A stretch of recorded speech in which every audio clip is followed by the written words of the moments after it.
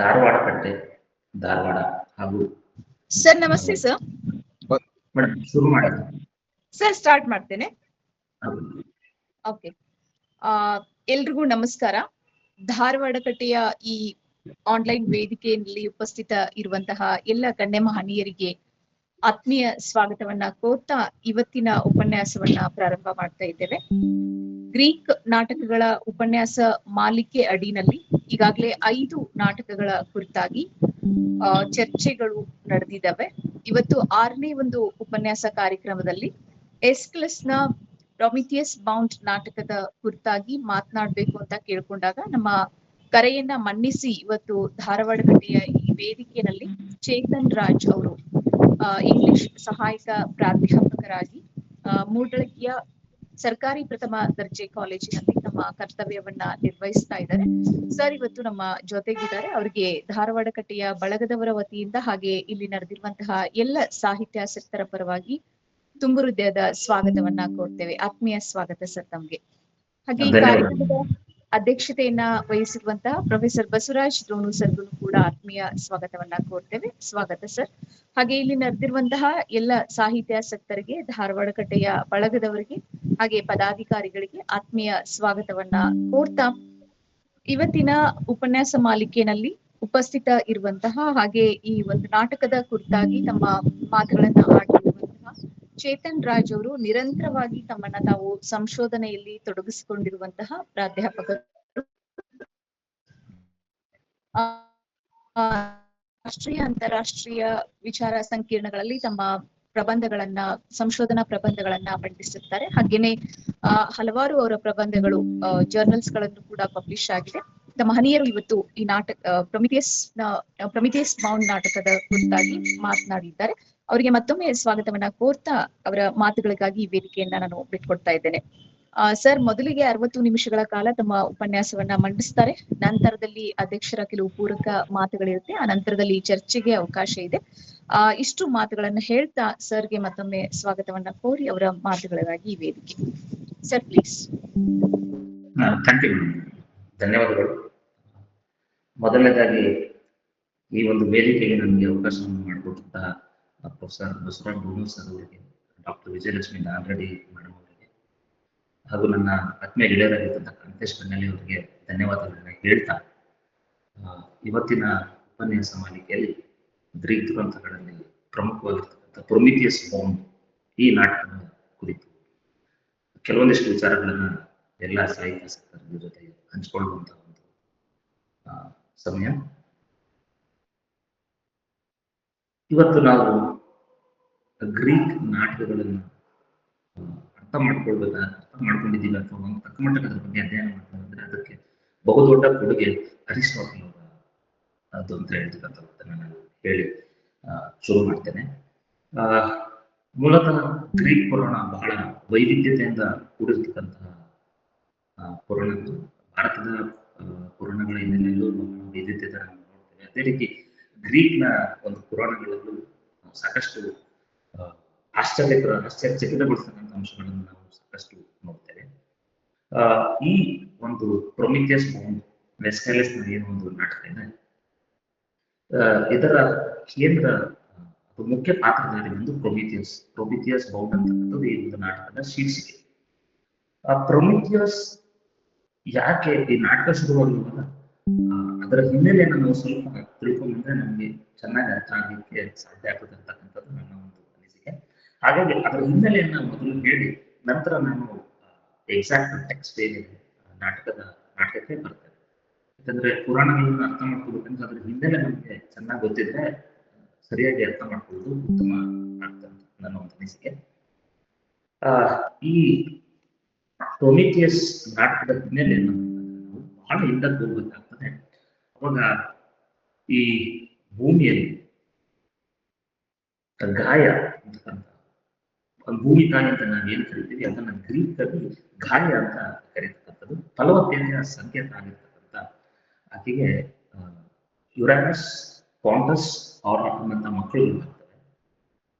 ಮುಂದೆ ಹೋಗ್ತಾ ಏನಾಗುತ್ತಂದ್ರೆ ಯುರಾನಸ್ ಮತ್ತೆ ಗಾಯಿಗೆ ಒಂದು 12 ಜನ ಮಕ್ಕಳು ಹುಟ್ಟುತ್ತಾರೆ. ಈ 12 ಜನ ಯಾರಪ್ಪ ಅಂತಂದ್ರೆ ಇವ್ರನ್ನ ಟೈಟನ್ಸ್ ಅಂತ ಕರೀತಾರೆ.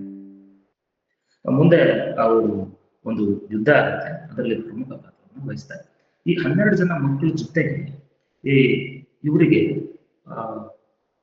ಸೈಕ್ಲೋಪ್ಸ್ ಮತ್ತೆ ಹೆಡ್ ಅಂಡ್ ಚೈಲ್ಸ್ ಇರ್ತಕ್ಕಂಥ ಮಕ್ಕಳು ಸಹ ಆಗ್ತವೆ.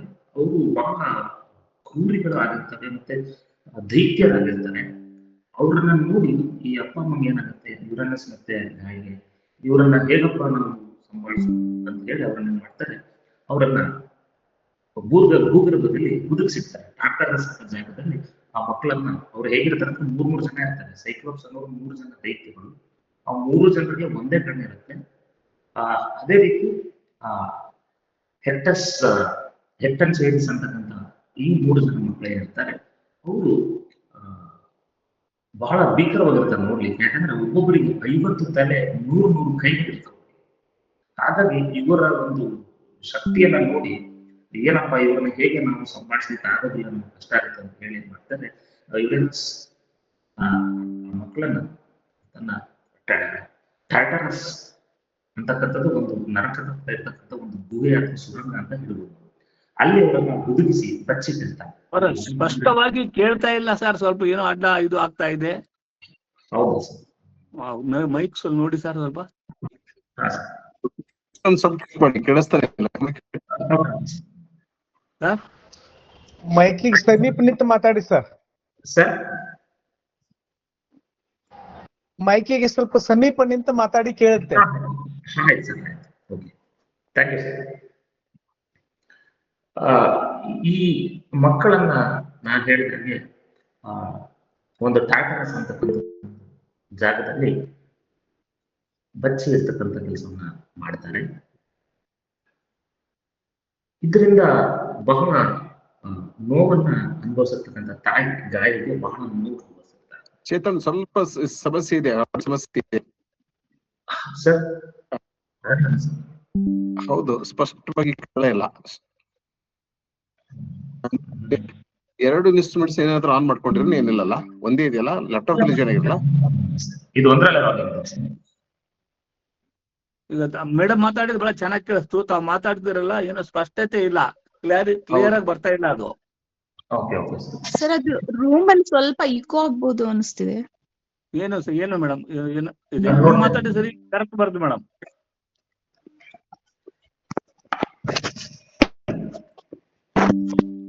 ಒಂದೇ ನಿಮಿಷ ಸರ್, ನೋಡಿ.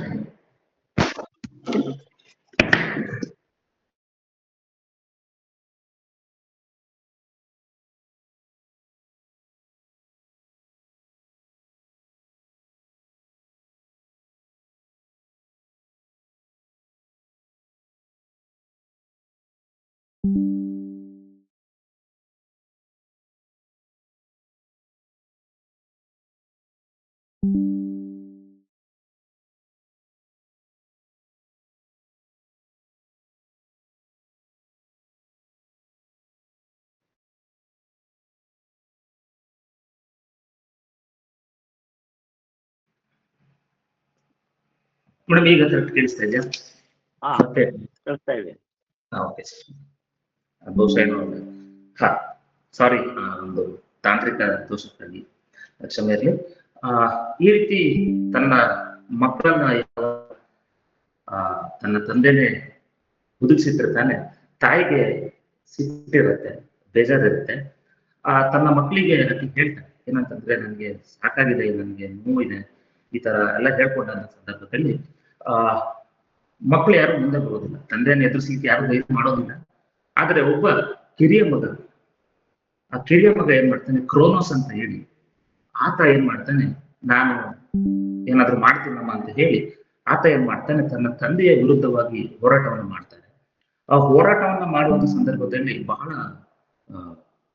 ಒಂದು ವಿಕಾರವಾಗಿ ಆತ ಏನ್ ಮಾಡ್ತಾನೆ ಅಂತಂದ್ರೆ, ತನ್ನ ತಂದೆಯ ಜನನಾಂಗವನ್ನೇ ಕಡಿದು ಸಾಕಿದ್ರೆ ಸಮುದ್ರಕ್ಕೆ ಉಗಿದು ಬಿಡ್ತಾನೆ ಕ್ರೋನೋಸ್. ತನಗೆ ಜನ್ಮ ನೀಡಿದಂತ ತಂದೆಯನ್ನ ಆ ರೀತಿಯಾಗಿ ಅವನ ಜನನಾಂಗವನ್ನು ತುಂಡು ಮಾಡಿ ಅದನ್ನ ಸಮುದ್ರಕ್ಕೆ ಎಸ್ದು ಬಿಡ್ತಾನೆ. ಅದಾದ ನಂತರ ಏನ್ ಮಾಡ್ತಾರೆ, ಕ್ರೋನೋಸ್ ಅನ್ನ ತಗೊಂಡೋಗಿ ಟಾಟಾರಸ್ ಹಾಕ್ತಾರೆ. ಯಾವಾಗ ಕ್ರೋನೋಸ್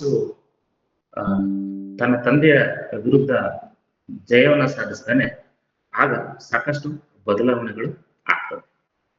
ಏನ್ ಬದಲಾವಣೆಗಳಾಗ್ತದಂದ್ರೆ ಆಗ ಕ್ರೋನೋಸಿಗೆ ಅಧಿಕಾರ ಬರ್ತದೆ, ತಾನು ಪಟ್ಟಕ್ಕೆ ಬರ್ತಾನೆ, ತಾನು ಆಳ್ವಿಕೆನ ಮಾಡ್ಲಿಕ್ಕೆ ಶುರು ಮಾಡ್ತಾನೆ. ಎಲ್ಲ ಚೆನ್ನಾಗಿರುತ್ತೆ. ಆದ್ರೆ ಯುರೇನಸ್ ಅಂದ್ರೆ ಕ್ರೋನೋಸ್ ಅವರ ತಂದೆ, ಯಾರು ಕ್ರೋನೋಸ್ ಇಂದ ತೊಂದರೆಗೆ ಅನುಭವಿಸಿದ್ರು, ಆತ ಒಂದು ಶಾಪವನ್ನು ಕೊಡ್ತಾನೆ. ಏನಪ್ಪಾ ಅಂತಂದ್ರೆ, ನನಗೆ ಹೇಗೆ ನನ್ನ ಮಗನಿಂದನೇ ತೊಂದರೆ ಆಯ್ತು, ಅದೇ ರೀತಿ ನಿನಗೂ ನಿನ್ನ ಮಗನಿಂದನೇ ಅಧಿಕಾರ ಹೋಗುತ್ತೆ ಅಂತಕ್ಕಂಥ ಮಾತನ್ನ ಅವನಿಗೆ ಹೇಳ್ಬಿಡ್ತಾರೆ. ಇದರಿಂದ ಕ್ರೋನೋಸ್ಗೆ ಬಹಳ ಚಿಂತೆ ಆಗ್ತದೆ. ಇವರು ಒಂದು ಅಧಿಕಾರದ ಒಂದು ಆಸೆ ಇರ್ತದೆ ಕ್ರೋನೋಸಲ್ಲಿ, ನನ್ನ ಅಧಿಕಾರ ಕಳ್ಕೋಬಾರ್ದು ಅನ್ನೋ ಒಂದು ಕಾರಣಕ್ಕೆ ಏನ್ ಮಾಡ್ತಾನೆ, ಆತ ತನಗೆ ಹುಟ್ಟಿದಂತ ಮಕ್ಕಳು ಒಂದು 5 ಜನ ಮಕ್ಕಳನ್ನ ಏನ್ ಮಾಡ್ತಾನೆ, ನುಂಗಿ ಬಿಡ್ತಾನೆ. ಯಾಕಂದ್ರೆ ಆ ಮಕ್ಕಳನ್ನ ಕೊಲ್ಲಕ್ಕಾಗೋದಿಲ್ಲ, ಯಾಕಂದ್ರೆ ಅವರು ದೇವರ ಮಕ್ಕಳು, ಅವರಿಗೆ ಸಾವಿರೋದಿಲ್ಲ, ಇಮ್ಮಾರ್ಟಲ್ ಇರ್ತಾರೆ. ಹಾಗಾಗಿ ಏನ್ ಮಾಡ್ತಾನೆ, ಅವುಗಳನ್ನ ನುಂಗ್ತಾನೆ, 5 ಜನ ಮಕ್ಕಳನ್ನ ನುಂಗ್ತಾನೆ. ಇದನ್ನ ನೋಡಿ ಆ ಕ್ರೋನೋಸನ ಹೆಂಡತಿಗೆ ಬಹಳ ಸಂಕಟ ಆಗ್ತದೆ. ಏನಪ್ಪ 5 ಜನ ಮಕ್ಕಳನ್ನ ನುಂಗಿದ ಅಂತ ಹೇಳಿ ಮತ್ತೆ 6ನೇ ಮಗು ಅವನೇ ಝ್ಯೂಸ್, ದೇವತೆಗಳ ದೇವ. ಆ ಝ್ಯೂಸ್ ಬಂದು ಹುಟ್ಟುಕೊಂಡ ಸಂದರ್ಭದಲ್ಲಿ ಅವನ ತಾಯಿ ಒಂದು ವಿಚಾರವನ್ನ ಮಾಡ್ತಾರೆ. ಏನ್ ಮಾಡ್ತಾರಪ್ಪ ಅಂತಂದ್ರೆ, ತನ್ನ ಗಂಡ ಈ ಮಗುವನ್ನ ನುಂಗ್ತಾನೆ ಅಂತ ಗೊತ್ತಿರುತ್ತೆ, ಆ ಬಟ್ಟೆಯ ಒಳಗಡೆ ಮಗುವನ್ನ ತೆಗೆದು ಅದ್ರ ಬದಲು ಕಲ್ಲನ್ನ ಹಾಕಿ ಕೊಡ್ತಾನೆ. ಇದನ್ನ ಗೊತ್ತಿಲ್ಲದೆ ಇರ್ತಕ್ಕಂಥ ಕ್ರೋನೋಸ್ ಏನ್ ಮಾಡ್ತಾನೆ, ಆ ಮಗು ಇದೆ ಅಂತ ಹೇಳಿ ಅದನ್ನ ನುಂಗುತ್ತಾನೆ. ಅವನ ಪ್ರಕಾರ 6ನೇ ಮಗ ಝ್ಯೂಸ್ ಏನಿದ್ದಾನೆ ಸತ್ತಿದ್ದಾನೆ, ಅಂದ್ರೆ ಹೊಟ್ಟೆ ಒಳಗಿದ್ದಾನೆ ಅಂತ ಹೇಳ್ಕೊಂಡು ಹಾಕ್ತಾ ಇರ್ತಾನೆ. ಆದ್ರೆ ಈ ರೀತಿಯಾಗಿ ಅವನ ತಾಯಿ ತನ್ನ ಮಗನನ್ನು ಉಳಿಸ್ಕೊಂಡು ತನ್ನ ತಂದೆಯ ಅವರ ತಂದೆ ಕಣ್ಣಿಗೆ ಬೀಳಲಾರ್ದ ರೀತಿಯಲ್ಲಿ ಅವನನ್ನ ಜೋಪಾನ ಮಾಡ್ಕೊಂಡು ಬೆಳೆಸ್ತಾನೆ. ಆ ದೊಡ್ಡವನಾದಂತ ಝ್ಯೂಸ್ ಏನ್ ಮಾಡ್ತಾನೆ, ಬಹಳ ಬುದ್ಧಿವಂತ ಇರ್ತಾನೆ. ಆ ತಂದೆಯ ಹತ್ರ ಬರ್ತಾನೆ, ಅಂದ್ರೆ ಮಾರುವೇಷದಲ್ಲಿ ಬಂದು ಆ ಕ್ರೋನೋಸಿಗೆ ಏನ್ ಮಾಡ್ತಾನಪ್ಪ ಅಂತಂದ್ರೆ ಒಂದು ಮದ್ದನ್ನ ನೀಡ್ತಾನೆ. ಮಾರುವೇಷದಲ್ಲಿ ಬಂದು ಒಂದು ಮದ್ದನ್ನ ನೀಡ್ತಾನೆ. ಆ ತಾನು ಕುಡಿತಂತ ಒಂದು ವೈನ್ ಏನಿರುತ್ತೆ ಅದರಲ್ಲಿ ಮದ್ದನ್ನ ಹಾಕಿ ಕೊಡ್ತಾನೆ. ಆ ಮದ್ದನ್ನ ಕುಡಿದಂತ ಕ್ರೋನೋಸಿಗೆ ಹುಷಾರ್ ತಪ್ತಾರೆ. ಯಾವಾಗ ಹುಷಾರ್ ತಪ್ಪತ್ತೆ, ಅವನು ವಾಮಿಟ್ ಅನ್ನ ಮಾಡ್ಕೊತಾನೆ, ಉಲ್ಟಿ ಆಗಕ್ಕೆ ಸಾಕಾಗುತ್ತೆ. ಅವನು ಯಾವ ರಭಸಕ್ಕೆ ವಾಂತಿಯನ್ನ ಮಾಡ್ಕೊತಾನೆ ಅಂತಂದ್ರೆ, ಆ ನುಂಗಿದ್ದಂತ 5 ಜನ ಮಕ್ಕಳು ಹೊರಗಡೆ ಬರ್ತಾರೆ. ಆ ಕ್ರೋನೋಸನ್ನ ಹೊಟ್ಟೆ 5 ಜನ ಮಕ್ಕಳು ಹೊರಗಡೆ ಬರ್ತಾರೆ. ಆ ತನ್ನ ಸಹೋದರರು ಯಾರು ವಾಪಸ್ ಬಂದಿದ್ರು ಎಲ್ಲರನ್ನು ಸೇರಿಸ್ಕೊಂಡು ಈ ಝ್ಯೂಸ್ ಏನ್ ಮಾಡ್ತಾನೆ, ಒಂದು ಯುದ್ಧವನ್ನ ಮಾಡ್ತಾನೆ. ಅದೇ ಕ್ಲಾಶ್ ಆಫ್ ದ ಟೈಟನ್ಸ್ ಅಂತ, ಅಥವಾ ಇವರು 12 ಜನ ಇವರು ಟೈಟನ್ಸ್ ಒಂದ್ ಕಡೆ ಆಗ್ತಾರೆ. ಈ ಝ್ಯೂಯಸ್ ತನ್ನ ಸಹೋದರಗಳೆಲ್ಲ ಸೇರಿ ಒಲಿಂಪಿಯನ್ಸ್ ಅಂತ ಹೇಳಿ ಇವರು ಯುದ್ಧವನ್ನ ಮಾಡ್ತಾರೆ. ಇದು ದೇವತೆಗಳ ಯುದ್ಧ ಆಗಿರೋದ್ರಿಂದ 10 ವರ್ಷ ಒಂದು ಸುದೀರ್ಘವಾದಂತ ಯುದ್ಧ ಆಗುತ್ತೆ. ಆ ಯುದ್ಧದಲ್ಲಿ ಏನಾಗ್ತದಪ್ಪ ಅಂತಂದ್ರೆ, ನಮ್ಮ ಈ ಇವತ್ತಿನ ನಾಟಕ ಏನಿದೆ ಪ್ರೊಮಿಥಿಯಸ್ ಬೌಂಡ್ ನ ನಾಯಕ ಆಗಿರ್ತಕ್ಕಂಥ ಈ ಪ್ರೊಮಿಥಿಯಸ್ ಬಂದು ಆತ ಒಬ್ಬ ಟೈಟನ್ ಆಗಿರ್ತಾನೆ. ಆ ಪ್ರೊಮಿಥಿಯಸ್ಗೆ ಒಂದು ವಿಶೇಷವಾದ ಶಕ್ತಿಯನ್ನ ತನ್ನ ತಾಯಿಯಿಂದ ಬಂದಿರುತ್ತೆ. ಆಕೆ ತಾಯಿ ಥೇಮಿಸ್ ಅಂತ ಹೇಳಿ ಅವನಿಗೆ ಒಂದು ವಿಶೇಷವಾದ ಶಕ್ತಿಯನ್ನ ನೀಡಿರ್ತಾರೆ. ಏನಪ್ಪ ವಿಶೇಷವಾದ ಶಕ್ತಿ ಅಂತಂದ್ರೆ, ಪ್ರೊಮಿಥಿಯಸ್ಗೆ ಭವಿಷ್ಯದಲ್ಲಿ ಏನಾಗುತ್ತೆ ಅನ್ನೋದು ಗೊತ್ತಾಗ್ತದೆ. ಅವನೊಂಥರ ದಾರ್ಶನಿಕ, ಮುಂದೆ ಏನಾಗುತ್ತೆ ಅನ್ನೋದು ಅವನಿಗೆ ಗೊತ್ತಾಗ್ತಾ ಇರುತ್ತೆ.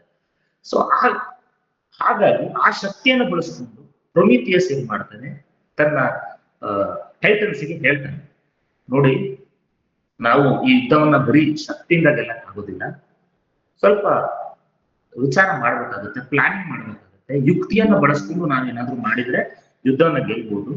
ಕೇವಲ ಶಕ್ತಿಯಿಂದ ಹೋಗ್ತೀನಿ ಅಂದ್ರೆ ನಾವು ಯುದ್ಧ ಗೆಲ್ಲಕ್ ಆಗೋದಿಲ್ಲ ಅಂತ ಮಾತನ್ನ ಹೇಳ್ತಾರೆ. ಆದ್ರೆ ಈ ಮಾತು ಟೈಟನ್ಸ್ಗೆ, ಈ ಕ್ರೋನೋಸ್ ಆಗ್ಲಿ ಮತ್ತು ಉಳಿದವ್ರಿಗೆ ಅದು ಬಿಡಿಸೋದಿಲ್ಲ. ಅವ್ರೇನಂತಾರೆ, ನಾವು ಪವರ್ಫುಲ್ ಇದೀವಿ, ನಾವು ಶಕ್ತಿಶಾಲಿಗಳಿದ್ದೀವಿ, ನಮ್ಮನ್ನ ಯಾರು ಗೆಲ್ಲಿಕ್ಕಾಗತ್ತೆ ಅಂತೇಳಿ ಆ ಒಂದು ಓವರ್ ಕಾನ್ಫಿಡೆನ್ಸ್, ಅತಿಯಾದಂತ ಆತ್ಮವಿಶ್ವಾಸವನ್ನ ತೋರಿಸ್ತಾರೆ. ಇದು ಯಾಕೋ ಪ್ರೊಮಿಥಿಯಸ್ಗೆ ಸರಿ ಕಾಣೋದಿಲ್ಲ. ಯಾಕೆ ನಾನು ಹೇಳ್ತಾ ಇದ್ದೀನಿ ಬೇಡ, ಇದು ಮಾಡೋದು ಬೇಡ ಅಂತ ಹೇಳಿದ್ರು ಇವ್ರು ಅದನ್ನೇ ಮಾಡ್ತಿದಾರಲ್ಲ ಅಂತ ಹೇಳಿ ಪ್ರೊಮಿಥಿಯಸ್ ಮಾಡ್ತಾನೆ, ಈ ಕಡೆ ಝ್ಯೂಯಸ್ ಕಡೆಗೆ ಹೋಗುತ್ತೆ. ಆ ಝ್ಯೂಯಸ್ ಕಡೆಗೆ ಹೋಗುವಂತ ಸಂದರ್ಭದಲ್ಲಿ ಆತ ಅಲ್ಲಿ ಒಂದಿಷ್ಟು ಸಲಹೆಗಳನ್ನ ಕೊಡ್ತಾನೆ. ಏನ್ ಸಲಹೆ ಕೊಡ್ತಾರಪ್ಪ ಅಂತಂದ್ರೆ, 2 ಕಡೆ ತುಂಬಾ ಏನು ಶಕ್ತಿಶಾಲಿಗಳಿರೋದ್ರಿಂದ ಆತ ಜೂಯಸ್ ಹೇಳ್ತಾನೆ, ನೋಡಿ ಒಂದು ಕೆಲಸ ಮಾಡಿ, ಟಾರ್ಟರಸ್ ಅಲ್ಲಿ ಇರ್ತಕ್ಕಂಥ ಈ ಸೈಕ್ಲೋಸ್ ಮತ್ತೆ ಹೆಕ್ಟಾನ್ ಶೇರ್ಸ್ ಏನಿದ್ದಾರೆ, ಆ ದೈತ್ಯಗಳೇನಿದ್ದಾರೆ ಅವರನ್ನ ನಾವು ಬಿಡುಗಡೆ ಮಾಡೋಣ. ಬಿಡುಗಡೆ ಮಾಡಿದ್ರೆ ಅವರು ನಮ್ಗೆ ಯುದ್ಧದಲ್ಲಿ ಸಹಾಯ ಮಾಡ್ತಾರೆ ಅಂತಕ್ಕಂಥ ಒಂದು ಸಲಹೆಯನ್ನ ಪ್ರೊಮಿಥಿಯಸ್ ನೀಡ್ತಾರೆ. ಇದನ್ನ ಜ್ಯೂಯಸ್ ಫಾಲೋ ಮಾಡ್ತಾನೆ.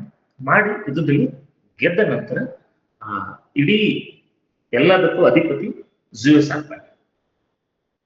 ಈ ಇಂತಹ ಜ್ಯೂಯಸ್ಗೆ ಪ್ರೊಮಿಥಿಯಸ್ ಮೇಲೆ ಬಹಳ ಜೀವ ಇರುತ್ತೆ, ಬಹಳ ಪ್ರೀತಿ ಇರುತ್ತೆ ಅವನಿಗೆ. ಈ ಪ್ರೊಮಿಥಿಯಸ್ ಏನಿದ್ದಾರೆ, ಈ ದೇವರು ಏನಿದ್ದಾರೆ ಪ್ರೊಮಿಥಿಯಸ್, ಈ ಪ್ರೊಮಿಥಿಯಸ್ ಬಂದು ಮಣ್ಣಿನಿಂದ ಮನುಷ್ಯರನ್ನ ಮೂರ್ತಿಯನ್ನ ಮಾಡಿ ಆ ಮೂರ್ತಿಗೆ ಅಥೇನ ಮತ್ತೊಂದು ದೇವತೆ ಆ ಜೀವವನ್ನ ತುಂಬಿ ಮನುಷ್ಯರನ್ನ ಭೂಮಿಗೆ ಕಳಿಸಿರ್ತಕ್ಕಂಥ ಕಥೆ. ಈ ಪ್ರೊಮಿಥಿಯಸ್ಗೆ ಮನುಷ್ಯರ ಮೇಲೆ ಬಹಳ ಪ್ರೀತಿ. ಯಾಕಂದ್ರೆ ಮನುಷ್ಯರು ಪ್ರೊಮಿಥಿಯಸ್ ಸೃಷ್ಟಿ, ಆತ ಮಾಡಿರೋದ್ರಿಂದ ಆತನಿಗೆ is very close, loves human beings, ಬಹಳ ಪ್ರೀತಿ ಆಗ್ತದೆ. ಹಾಗಾಗಿ ಅವನಿಗೆ ಮೊದಲಿಂದಲೂ ಮನುಷ್ಯರ ಮೇಲೆ ಬಹಳ ಪ್ರೀತಿ ಇತ್ತು. ಇದೇ ಸಂದರ್ಭದಲ್ಲಿ ಪ್ರೊಮಿಥಿಯಸ್ ಅವರ ಒಬ್ಬ ಸಹೋದರ ಆತ ಎಪಿಮೀಥಿಯಸ್ ಅಂತ ಬರ್ತಾನೆ. ಎಪಿಮೀಥಿಯಸ್ ಅಂತ ಹೇಳಿ ಅವನಿಗೆ ಏನಾಗಿರುತ್ತೆ, ಎಲ್ಲಾ ಭೂಮಿ ಮೇಲೆ ಇರ್ತಕ್ಕಂಥ ಎಲ್ಲಾ ಜೀವಿಗಳಿಗೂ ಒಂದಿಷ್ಟು ವಿಶೇಷವಾಗಿರ್ತಕ್ಕಂಥ ಗಿಫ್ಟ್ಗಳನ್ನ ಏನಾದ್ರು ಕೊಡುವಂತ ಹೇಳಿರ್ತಾರೆ. ಆತ ಏನ್ ಮಾಡ್ತಾನೆ, ಎಲ್ಲಾ ಪ್ರಾಣಿಗಳಿಗೂ ಎಲ್ಲವನ್ನ ಅನ್ಸ್ಕೊತ ಬಂದ್ಬಿಡ್ತಾನೆ. ಅಂದ್ರೆ ಚೂಪಾಗಿರ್ತಕ್ಕಂಥ ಉಗುರುಗಳನ್ನ ಒಂದಿಷ್ಟು ಪ್ರಾಣಿಗಳಿಗೆ ಕೊಡ್ತಾನೆ, ರೆಕ್ಕೆಗಳನ್ನ ಕೊಡ್ತಾನೆ, ವೇಗವನ್ನ ಕೊಡ್ತಾನೆ, ಎಲ್ಲಾ ಕ್ವಾಲಿಟೀಸ್ ಅನ್ನು ಕೊಟ್ಬಿಡ್ತಾನೆ ಪ್ರಾಣಿಗಳಿಗೆ. ಕಡೆಗೆ ಮನುಷ್ಯರ ಪಾಳಿ ಬರುತ್ತೆ, ಮನುಷ್ಯರ ಟರ್ನ್ ಬರುತ್ತೆ, ಅವನ ಕಡೆ ಏನೂ ಹೋಗಿಲ್ಲ ಕೊಡ್ಲಿಕ್ಕೆ. ಅವನ ಹತ್ರ ಎಲ್ಲ ಖಾಲಿ ಮಾಡ್ಕೊಂಡ್ಬಿಟ್ಟಿರ್ತಾನೆ. ಯಾರು? ಎಪಿಮೀಥಿಯಸ್. ಅಂದ್ರೆ ಮನುಷ್ಯ ಏನಾಗ್ಬಿಡ್ತಾನೆ ಅಂದ್ರೆ ಈ ಪ್ರಾಣಿಗಳ ಮುಂದೆ ಆತ ಅಸಹಾಯಕನಾಗುವಂತ ಒಂದು ಪರಿಸ್ಥಿತಿ ನಿರ್ಮಾಣ ಆಗ್ತದೆ. ಇದನ್ನ ನೋಡಿರ್ತಕ್ಕಂಥ ಪ್ರೊಮಿಥಿಯಸ್ ಏನಾಗುತ್ತೆ, ಅಯ್ಯೋ ಏನ್ ಇಂಥ ಕೆಲಸ ಆಗ್ಬೇಕಲ್ಲ, ನನ್ನ ಸೃಷ್ಟಿ, ನಾನು ಸೃಷ್ಟಿ ಮಾಡಿರ್ತಕ್ಕಂಥ ಮನುಷ್ಯರಿಗೆ ರಕ್ಷಣೆ ಇಲ್ವಲ್ಲ. ಚಳಿ ಆಗುತ್ತೆ, ಚಳಿ ಆದ್ರೆ ಏನ್ ಮಾಡ್ಬೇಕು ಪಾಪ ಕಷ್ಟ, ಮಳೆ ಬಂದ್ರೆ ಏನ್ ಮಾಡ್ಬೇಕು ಕಷ್ಟ, ಇವ್ರಿಗೆ ಯಾವುದೇ ರೀತಿಯಾದಂತಹ ವೆಪನ್ಗಳಿಲ್ಲ, ಆಯುಧಗಳಿಲ್ಲ, ಏನನ್ನು ಮಾಡ್ಕೊಳ್ಳೋ ಪರಿಸ್ಥಿತಿ ಇಲ್ಲ. ಈ ರೀತಿ ಯೋಚನೆ ಮಾಡುವಾಗ ಆತನ ತಲೆಯಲ್ಲಿ ಒಂದು ವಿಚಾರ ಏನು ಅಂತಂದ್ರೆ, ಈ ದೇವರುಗಳೆಲ್ಲ ಆರಾಮಾಗಿದ್ದಾರೆ. ಯಾಕೆ? ಇವ್ರ ಹತ್ರ ಬೆಂಕಿ, ಫೈರ್, ಇದರಿಂದ ಸಾಕಷ್ಟು ಅನುಕೂಲಗಳಾಗ್ತದೆ. ನಾನು ಈ ಬೆಂಕಿಯನ್ನ ನನ್ನ ಜನರಿಗೆ ಕೊಟ್ರೆ, ನಾನು ಸೃಷ್ಟಿ ಮಾಡಿರ್ತಕ್ಕಂಥ ಮನುಷ್ಯರಿಗೆ ಕೊಟ್ರೆ ಬಹಳ ಅನುಕೂಲ ಆಗುತ್ತಲ್ವಾ ಅಂತ ಒಂದು ತಲೆಗೆ, ಪ್ರೊಮಿಥಿಯಸ್ ತಲೆಗೆ ಒಂದು ಆಲೋಚನೆ ಬರುತ್ತೆ. ಆತ ಏನ್ ಮಾಡ್ತಾನೆ, ಆ ಬೆಂಕಿಯನ್ನ ಕದ್ಕೊಂಡು ಬಂದು ಮನುಷ್ಯರಿಗೆ ಕೊಟ್ಟ. ಯಾವಾಗ ಈ ಮನುಷ್ಯರ ಕೈಗೆ ಈ ಬೆಂಕಿ ಬಂತು, ಚಳಿಯಿಂದ ರಕ್ಷಣೆ ಪಡ್ಕೊಳಕ್ ಸ್ಟಾರ್ಟ್ ಮಾಡ್ತಾರೆ. ಕಾಡು ಪ್ರಾಣಿಗಳಿಂದ ತಪ್ಪಿಸ್ಕೊಳ್ಳೋದಕ್ಕೆ ಬೆಂಕಿಯನ್ನ ಬಳಸ್ಕೊಳಕ್ ಶುರು ಮಾಡ್ತಾರೆ. ಜೊತೆಗೆ ಆ ಬೆಂಕಿಯನ್ನ ಬಳಸ್ಕೊಂಡು ಮನೆಗಳನ್ನ ಸಹ ಕಟ್ಕೊಳ್ತಕ್ಕಂಥದ್ದು. ಮತ್ತೆ ಅದ್ರ ಜೊತೆಗೆ ಪ್ರೊಮಿಥಿಯಸ್ ಅವರಿಗೆ ಸಂಖ್ಯೆಗಳನ್ನ ಹೇಳ್ಕೊಡ್ತಾನೆ, ಬೇಸಿಕ್ ನಾಲೆಡ್ಜ್ ಅನ್ನ ಕೊಡ್ತಾನೆ, ಸೈನ್ಸ್ ಅನ್ನ ತಿಳಿಸ್ಕೊಡ್ತಾನೆ, ಖನಿಜಗಳನ್ನ ಹೇಳ್ಕೊಡ್ತಾನೆ, ಚಿನ್ನ, ತಾಮ್ರ, ಕಬ್ಬಿಣ. ಈ ರೀತಿ ಒಂದೇ ಮಾತನ್ನ ಹೇಳೋದಾದ್ರೆ ಪ್ರೊಮಿಥಿಯಸ್ ಅವರನ್ನ ನಾವು ಫಾದರ್ ಆಫ್ ಆಲ್ ಆರ್ಟ್ಸ್ ಅಂತ ಸಹ ಕರೀತಾರೆ. ವಾಸ್ತುಶಿಲ್ಪ ಹಿಡ್ಕೊಂಡು ಎಲ್ಲದ್ರ ಬಗ್ಗೆ ಮಾಹಿತಿಯನ್ನ ಪ್ರೊಮಿಥಿಯಸ್ ಕೊಟ್ಟು ಬಿಡ್ತಾರೆ. ಸೊ ಯಾವಾಗ ಮನುಷ್ಯರಿಗೆ ಈ ಬೆಂಕಿಯ ಮೂಲಕ ಎಷ್ಟೊಂದೆಲ್ಲ ಜ್ಞಾನವನ್ನು ಪ್ರೊಮಿಥಿಯಸ್ ಕೊಡ್ತಾರೋ, ಅದರ ಜೊತೆಗೆ ಆಲೋಚನೆ ಶಕ್ತಿಯನ್ನು ಸಹ ಮನುಷ್ಯರಿಗೆ ಕೊಡ್ತಾರೆ ಪ್ರೊಮಿಥಿಯಸ್. ಯೋಚನೆ ಮಾಡ್ತಕ್ಕಂಥ ಶಕ್ತಿ, ಸೃಜನಶೀಲತೆ, ಚಾಣಾಕ್ಷತೆ ಎಲ್ಲವನ್ನ ಕೊಡ್ತಾರೆ. ಇದು ನಮ್ಮ ಅಧಿದೇವತೆಯಾಗಿರ್ತಕ್ಕಂಥ ಜ್ಯೂಯಸ್ಗೆ ಬಹಳ ಸಿಟ್ಟು ಬರುತ್ತೆ. ಯಾಕೆಂತಂದ್ರೆ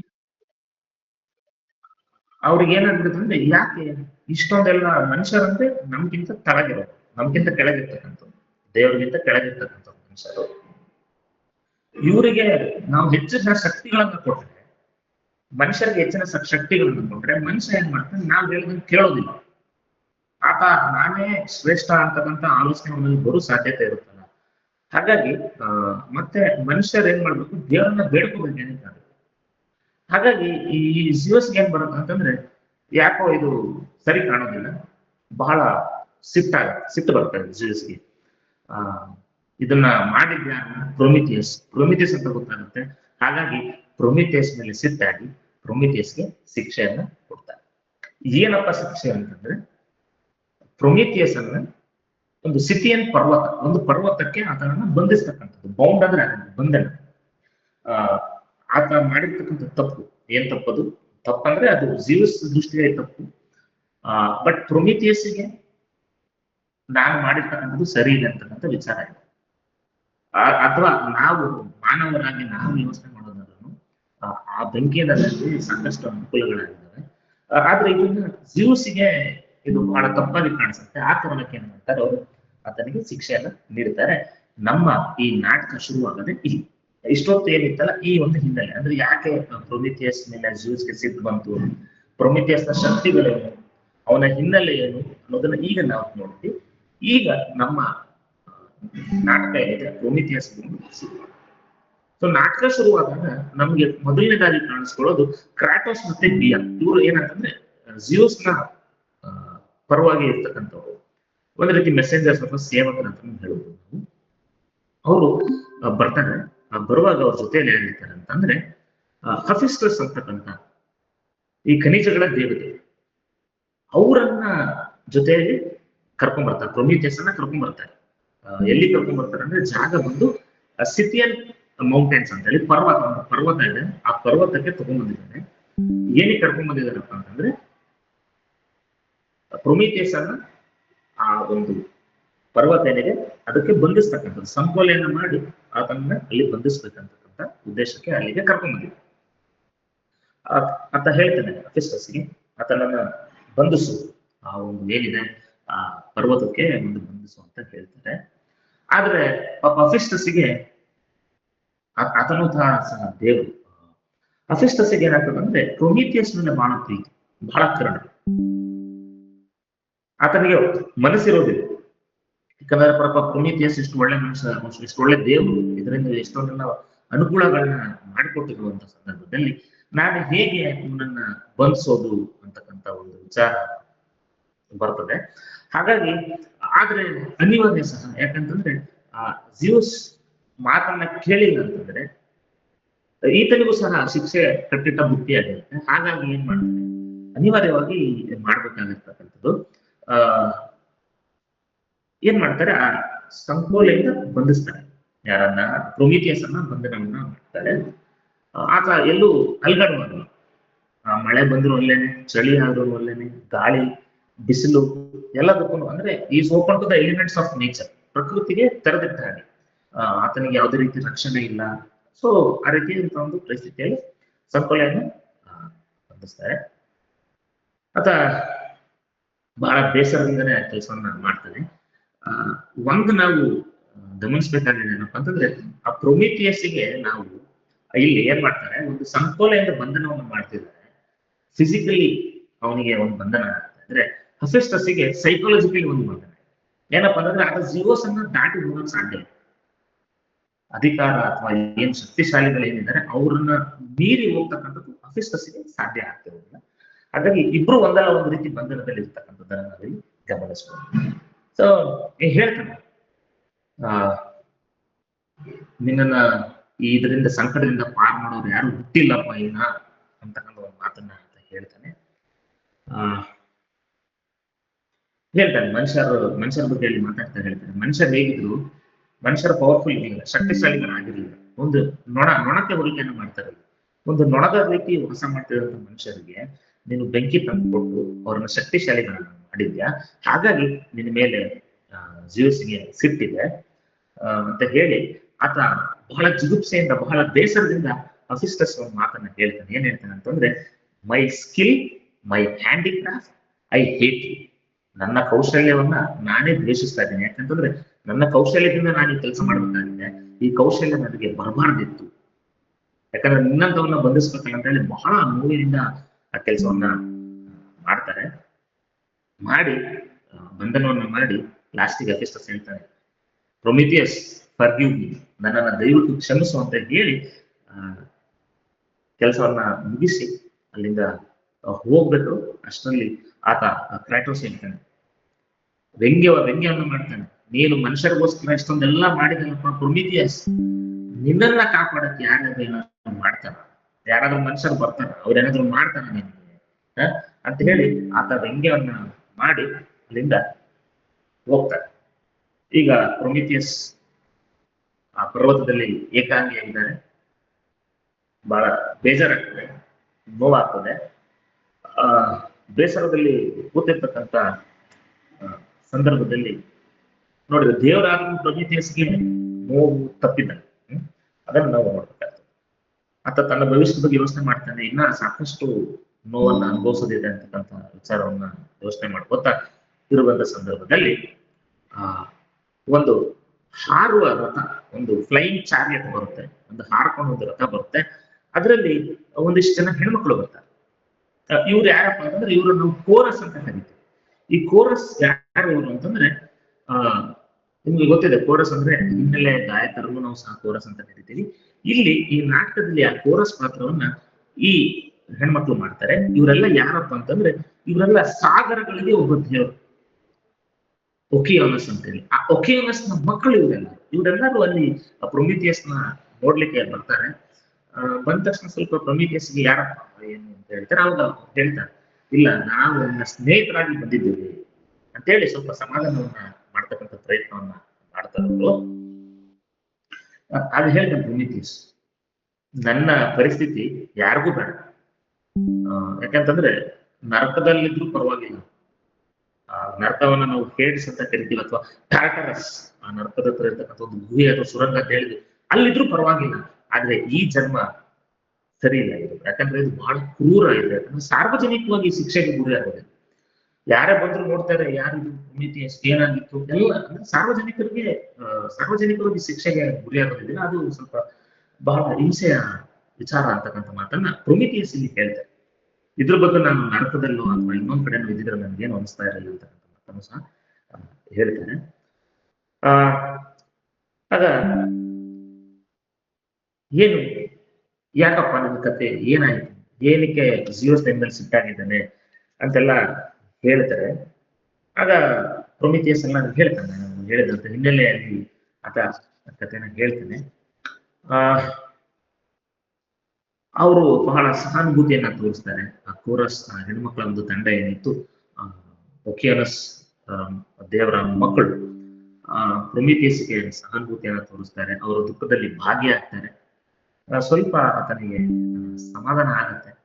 ಯಾಕಂದ್ರೆ ಅದು ಸ್ವಭಾವ ಆಗುತ್ತೆ. ಯಾರಾದ್ರೂ ನಮ್ಮ ಕಷ್ಟದಲ್ಲಿದ್ದಂತ ಸಂದರ್ಭದಲ್ಲಿ ಯಾರಾದ್ರೂ 4 ಒಳ್ಳೆ ಮಾತನ್ನ ಹೇಳಿದ್ರೆ ನಮಗೂ ಒಂದು ಸಮಾಧಾನ ಆಗುತ್ತೆ. ಸೊ ಅದೇ ರೀತಿಯಾಗಿ ಪ್ರೊಮಿಥಿಯಸ್ಗೂ ಸ್ವಲ್ಪ ಸಮಾಧಾನ ಆಗುತ್ತೆ. ಅದೇ ಸಂದರ್ಭದಲ್ಲಿ ಅಷ್ಟೊತ್ತಿಗೆ ಒಕಿಯೋನಸ್ ಹಾರುವ ಕುದುರೆಯ ಮೇಲೆ ಏರಿ ಬರ್ತಾನೆ. ಸಮುದ್ರಗಳ ದೇವರಾಗಿರ್ತಕ್ಕಂಥ ಒಕಿಯೋನಸ್ ಬಂದ ತಕ್ಷಣ ಬಹಳ ಕರುಣೆಯನ್ನು ತೋರಿಸ್ತಾರೆ ಪ್ರೊಮಿಥಿಯಸ್ಗೆ. ಇದನ್ನ ನೋಡಿದ ತಕ್ಷಣ ಪ್ರೊಮಿಥಿಯಸ್ ಆಶ್ಚರ್ಯ ಆಗುತ್ತೆ. ಯಾಕೆ ಎಲ್ಲಾರು ಬಿಟ್ಟು ಈತ ನನಗೆ ಸಹಾಯ ಮಾಡ್ತಿದ್ದಾನೆ? ಈಗ ತಾನೇ ಜಿಯೋಸ್ನ ಕೆಂಗಣ್ಣಿಗೆ ಗುರಿಯಾಗಿರ್ತಕ್ಕಂಥ ಒಕಿಯೋನಸ್ ಈಗ ಸ್ವಲ್ಪ ಹಿಂದೆ ಒಕಿಯೋನಸ್ನ ಜಿಯೋಸ್ನ ಕೆಂಗಣ್ಣಿಗೆ ಗುರಿಯಾಗಿಲ್ಲ. ಅಂಥದ್ರಲ್ಲಿ ಹೇಗೋ ಬಚಾವಾಗಿ ಬಂದಿದ್ದಾನೆ. ಇಲ್ಲಿ ಮತ್ತೆ ನನ್ನ ಹತ್ರ ಯಾಕೆ ಬಂದ, ಏನು ಕತೆ ಗೊತ್ತಾಗ್ತಿರಲ್ಲ ಅಂತ ಹೇಳಿ ಕೇಳ್ತಾನೆ. ಯಾಕಪ್ಪ ನೀನು ನನ್ನ ಹತ್ರ ಯಾಕೆ ಬಂದಿದ್ದೀನಿ, ಏನಕ್ಕೆ ಬಂದಿದ್ದೀನಿ ಅಂತ ಕೇಳಿದಾಗ ಒಕಿಯೋನಸ್ ಹೇಳ್ತಾನೆ, ಇಲ್ಲ ನೀನ್ ನೋಡಿದ್ರೆ ನನ್ಗೆ ಬಹಳ ದುಃಖ ಆಗ್ತದೆ, ಬಹಳ ಬೇಜಾರಾಗ್ತದೆ ಪ್ರೊಮಿಥಿಯಸ್. ನಾನು ಹೋಗಿ ಜಿಯೋಸ್ ಹತ್ರ ಮಾತನಾಡ್ತೇನೆ, ಅವನ ಕೋಪವನ್ನ ಕಡಿಮೆ ಮಾಡಿ ನಿನ್ನ ಶಿಕ್ಷೆಯ ಪ್ರಮಾಣವನ್ನ ಏನಾದ್ರೂ ಕಡಿಮೆ ಮಾಡ್ಲಿಕ್ಕಾಗತ್ತಾ, ಒಂದು ಪ್ರಯತ್ನವನ್ನ ಮಾಡ್ತೀನಿ ನಾನು, ನನ್ಗೆ ಒಂದು ಅವಕಾಶವನ್ನ ನಾನು ತಗೊಂಡು ಹೋಗ್ತೀನಿ ಅಂತ ಹೇಳ್ತಾನೆ. ತಕ್ಷಣ ಪ್ರೊಮಿಥಿಯಸ್ ಹೇಳ್ತಾನೆ, ನೋಡಪ್ಪ ದಯವಿಟ್ಟು ನಿನ್ನ ಏನ್ ನನ್ನ ಮೇಲೆ ಸಹಾನುಭೂತಿ ಇದೆ ಅದಕ್ಕೆ ಧನ್ಯವಾದಗಳು, ಆದ್ರೆ ದಯವಿಟ್ಟು ನೀನು ಆ ಕೆಲಸವನ್ನ ಮಾತ್ರ ಮಾಡ್ಲಿಕ್ಕೆ ಹೋಗ್ಬೇಡ. ಅಂದ್ರೆ ನನ್ನ ಪರವಾಗಿ ವಕಾಲತನ ವಹಿಸಿ ನೀನು ಜಿಯೋಸ್ ಹತ್ರ ಹೋಗ್ಲಿಕ್ಕೆ ಹೋಗ್ಬೇಡ. ಯಾಕೆ ಅಂತಂದ್ರೆ ಅದರಿಂದ ನಿನಗೆ ತೊಂದರೆ ಆಗುತ್ತೆ ಹೊರತು ನನಗೂ ತೊಂದರೆ ಆಗ್ಬೋದು, ಮತ್ ನಿನಗಂತೂ ತೊಂದರೆ ಆಗುತ್ತೆ. ಹಾಗಾಗಿ ನೀನ್ ಆ ಕೆಲಸವನ್ನ ಮಾಡ್ಲಿಕ್ಕೆ ಹೋಗಬೇಡ ಅಂತ ಹೇಳಿ ಒಂದಿಬ್ಬರು ಉದಾಹರಣೆಯನ್ನು ಸಹ ಆತ ಪ್ರೊಮಿಥಿಯಸ್ ಹೇಳ್ತಾನೆ. ನೋಡ್ರಿ, ನನ್ನ ಸಹೋದರ ಆಗಿರ್ತಕ್ಕಂಥ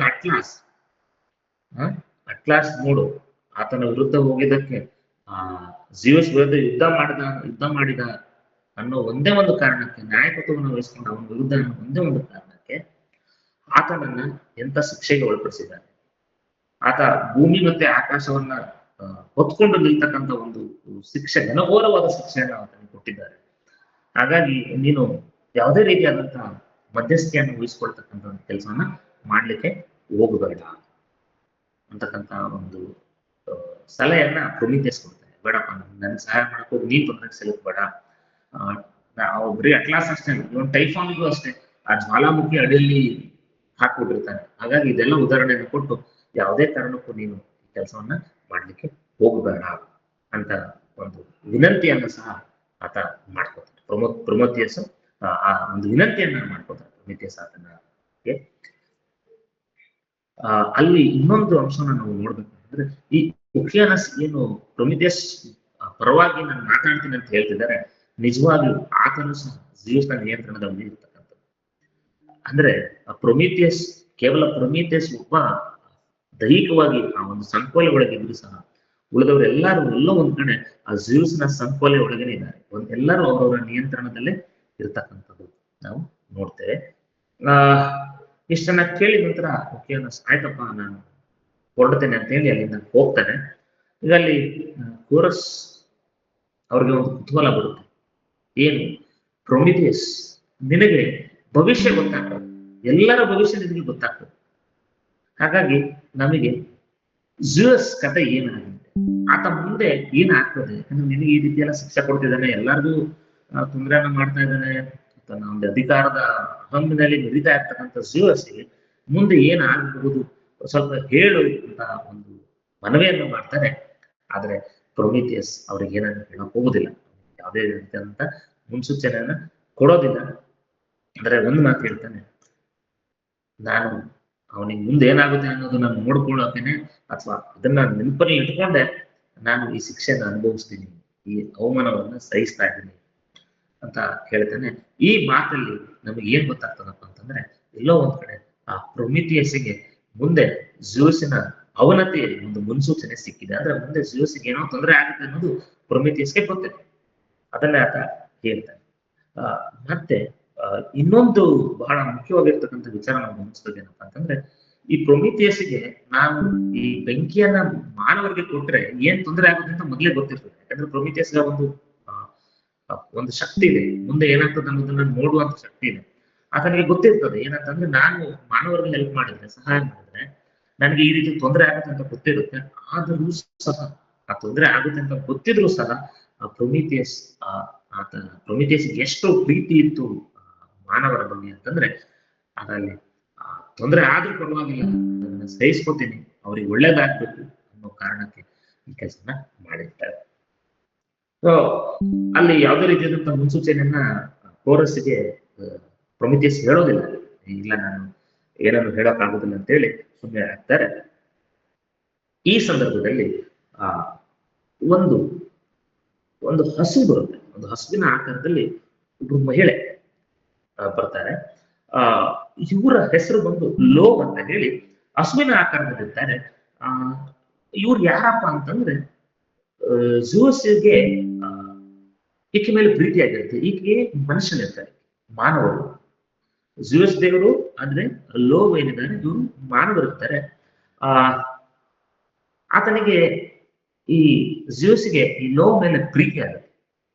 ಆ ಪ್ರೀತಿಯಾದಂತ ಸಂದರ್ಭದಲ್ಲಿ ಆತ ಏನ್ ಮಾಡ್ತಾನೆ, ಇದು ತನ್ನ ಹೆಂಡತಿ ಆಗಿರ್ತಕ್ಕಂಥ ಹೇರಾಗಿ ಗೊತ್ತಾಗಲ್ಲ, ಅವಳಿಗೆ ಗೊತ್ತಾದ್ರೆ ಅವಳು ಸಿಟ್ಟಿಗೆ ಹೇಳ್ತಾಳೆ ಅಂತ ಹೇಳಿ ಏನ್ ಮಾಡ್ತಾನೆ, ಒಂದು ವಿಚಾರವನ್ನು ಮಾಡ್ತಾನೆ. ಏನ್ ಮಾಡ್ತಾನೆ, ಆಕೆಯನ್ನ ಆಕಾರವನ್ನ ಬದಲು ಮಾಡ್ಬಿಡ್ತಾನೆ.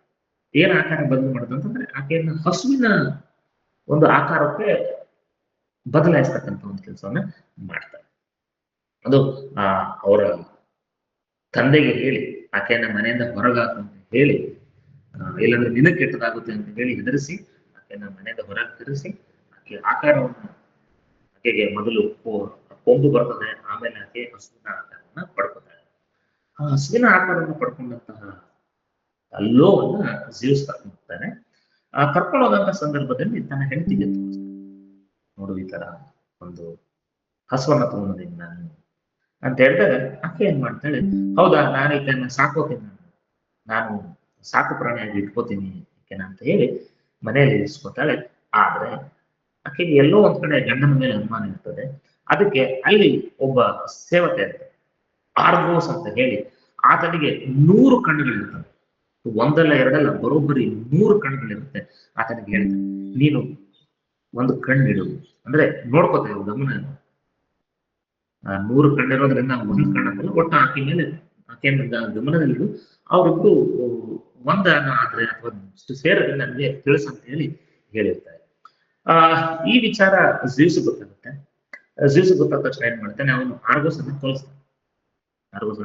ಏನು 100 ಕಣ್ಣಿನ ಏನು ಸೇವಕ ಇದ್ದ ಅವನನ್ನ ಕೊಲಿಸ್ತಾನೆ.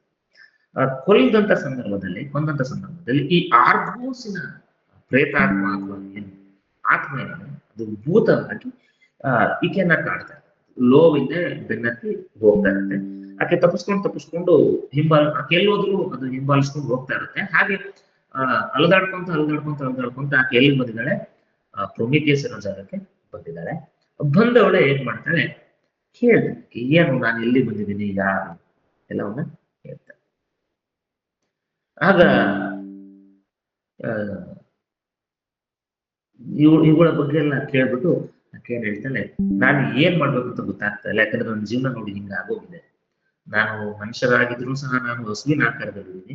ನನಗೆ ಏನ್ ಮಾಡ್ಬೇಕು ಏನು ಗೊತ್ತಾಗ್ತಾ ಇಲ್ಲ, ಏನ್ ಮಾಡ್ಬೇಕು ನಾನು ಅಂತ ಕೇಳಿದಂತ ಸಂದರ್ಭದಲ್ಲಿ ಪ್ರೊಮಿಥಿಯಸ್ಗೆ ಭವಿಷ್ಯ ಗೊತ್ತಿರೋದ್ರಿಂದ ಪ್ರೊಮಿಥಿಯಸ್ ಆಕೆಗೆ ಸಲಹೆಯನ್ನ ಕೊಡ್ತಾನೆ. ಏನಪ್ಪಾ ಅಂತಂದ್ರೆ, ಸೂರ್ಯ ಹುಟ್ಟುವ ದಿಕ್ಕು ಅಂದ್ರೆ ಪೂರ್ವ ದಿಕ್ಕಿನಲ್ಲಿ ನೀನು ನಡ್ಕೋಂತ ಹೋಗಬೇಕು. ಅಲ್ಲಿ ನಿನಗೆ ಸಿಟಿಯಲ್ಲಿ ಜನರು ಇರ್ತಕ್ಕಂಥ ಹಳ್ಳಿ ಸಿಗುತ್ತೆ. ಅಲ್ಲಿಂದ ನೀನು ಮುಂದೆ ಹೋದ್ರೆ ನಿನ್ಗೆ ಉಬ್ರಿಟಿಸ್ ಅಂತ ಒಂದು ನದಿ ಸಿಗತ್ತೆ. ಅಲ್ಲಿಂದ ಒಂದು ಪರ್ವತಕ್ಕೆ ಹೋಗುತ್ತೆ, ನೀನು ಮೌಂಟ್ ಕಾಕಸ್ ಅಂತ. ಅಲ್ಲಿಂದ ನೀನು ಅಮೆಜಾನ್ ಕಾಡಿಗೆ ಹೋಗಿ, ಏಷ್ಯಾಗೆ ಹೋಗಿ, ಕೊನೆಗೆ ನೀನು ಈಜಿಪ್ಟ್ ಅನ್ನ ಹೋದಂತ ಸಂದರ್ಭದಲ್ಲಿ, ಈಜಿಪ್ಟಿಗೆ ಮುಟ್ಟಿದಂತ ಸಂದರ್ಭದಲ್ಲಿ ನೀನು ವಾಪಸ್ಸು ಮತ್ತೆ ಮಹಿಳೆ ಆಗ್ತೀಯ. ಇದಕ್ಕೆಲ್ಲ ಸಮಯ ತಗೊಳ್ತೆ, ಆದ್ರೆ ನೀನು ನಿನ್ನ ಗುರಿಯನ್ನ ನೀನು ಮುಟ್ಟಬೇಕು. ನೀನು ಈಜಿಪ್ಟಿಗೆ ಹೋಗ್ತೀಯ, ನೀನು ಅಲ್ಲಿ ನೀನು ಮತ್ತೆ ವಾಪಸ್ ನೀನು ಮನುಷ್ಯರ ಆಕೃತಿಯನ್ನ ಪಡ್ಕೋತೀಯ ಅಂತಕ್ಕಂಥ ಒಂದು ಸಲಹೆಯನ್ನ ಹೇಳ್ತಾರೆ. ಇದನ್ನ ಕೇಳದಂತ ಏನ್ ಹೇಳ್ತಾರೆ ಅಂತಂದ್ರೆ, ಇದೆಲ್ಲದಕ್ಕಿಂತ ಸಾವೇ ಅಷ್ಟು ಒಳ್ಳೇದಲ್ಲ.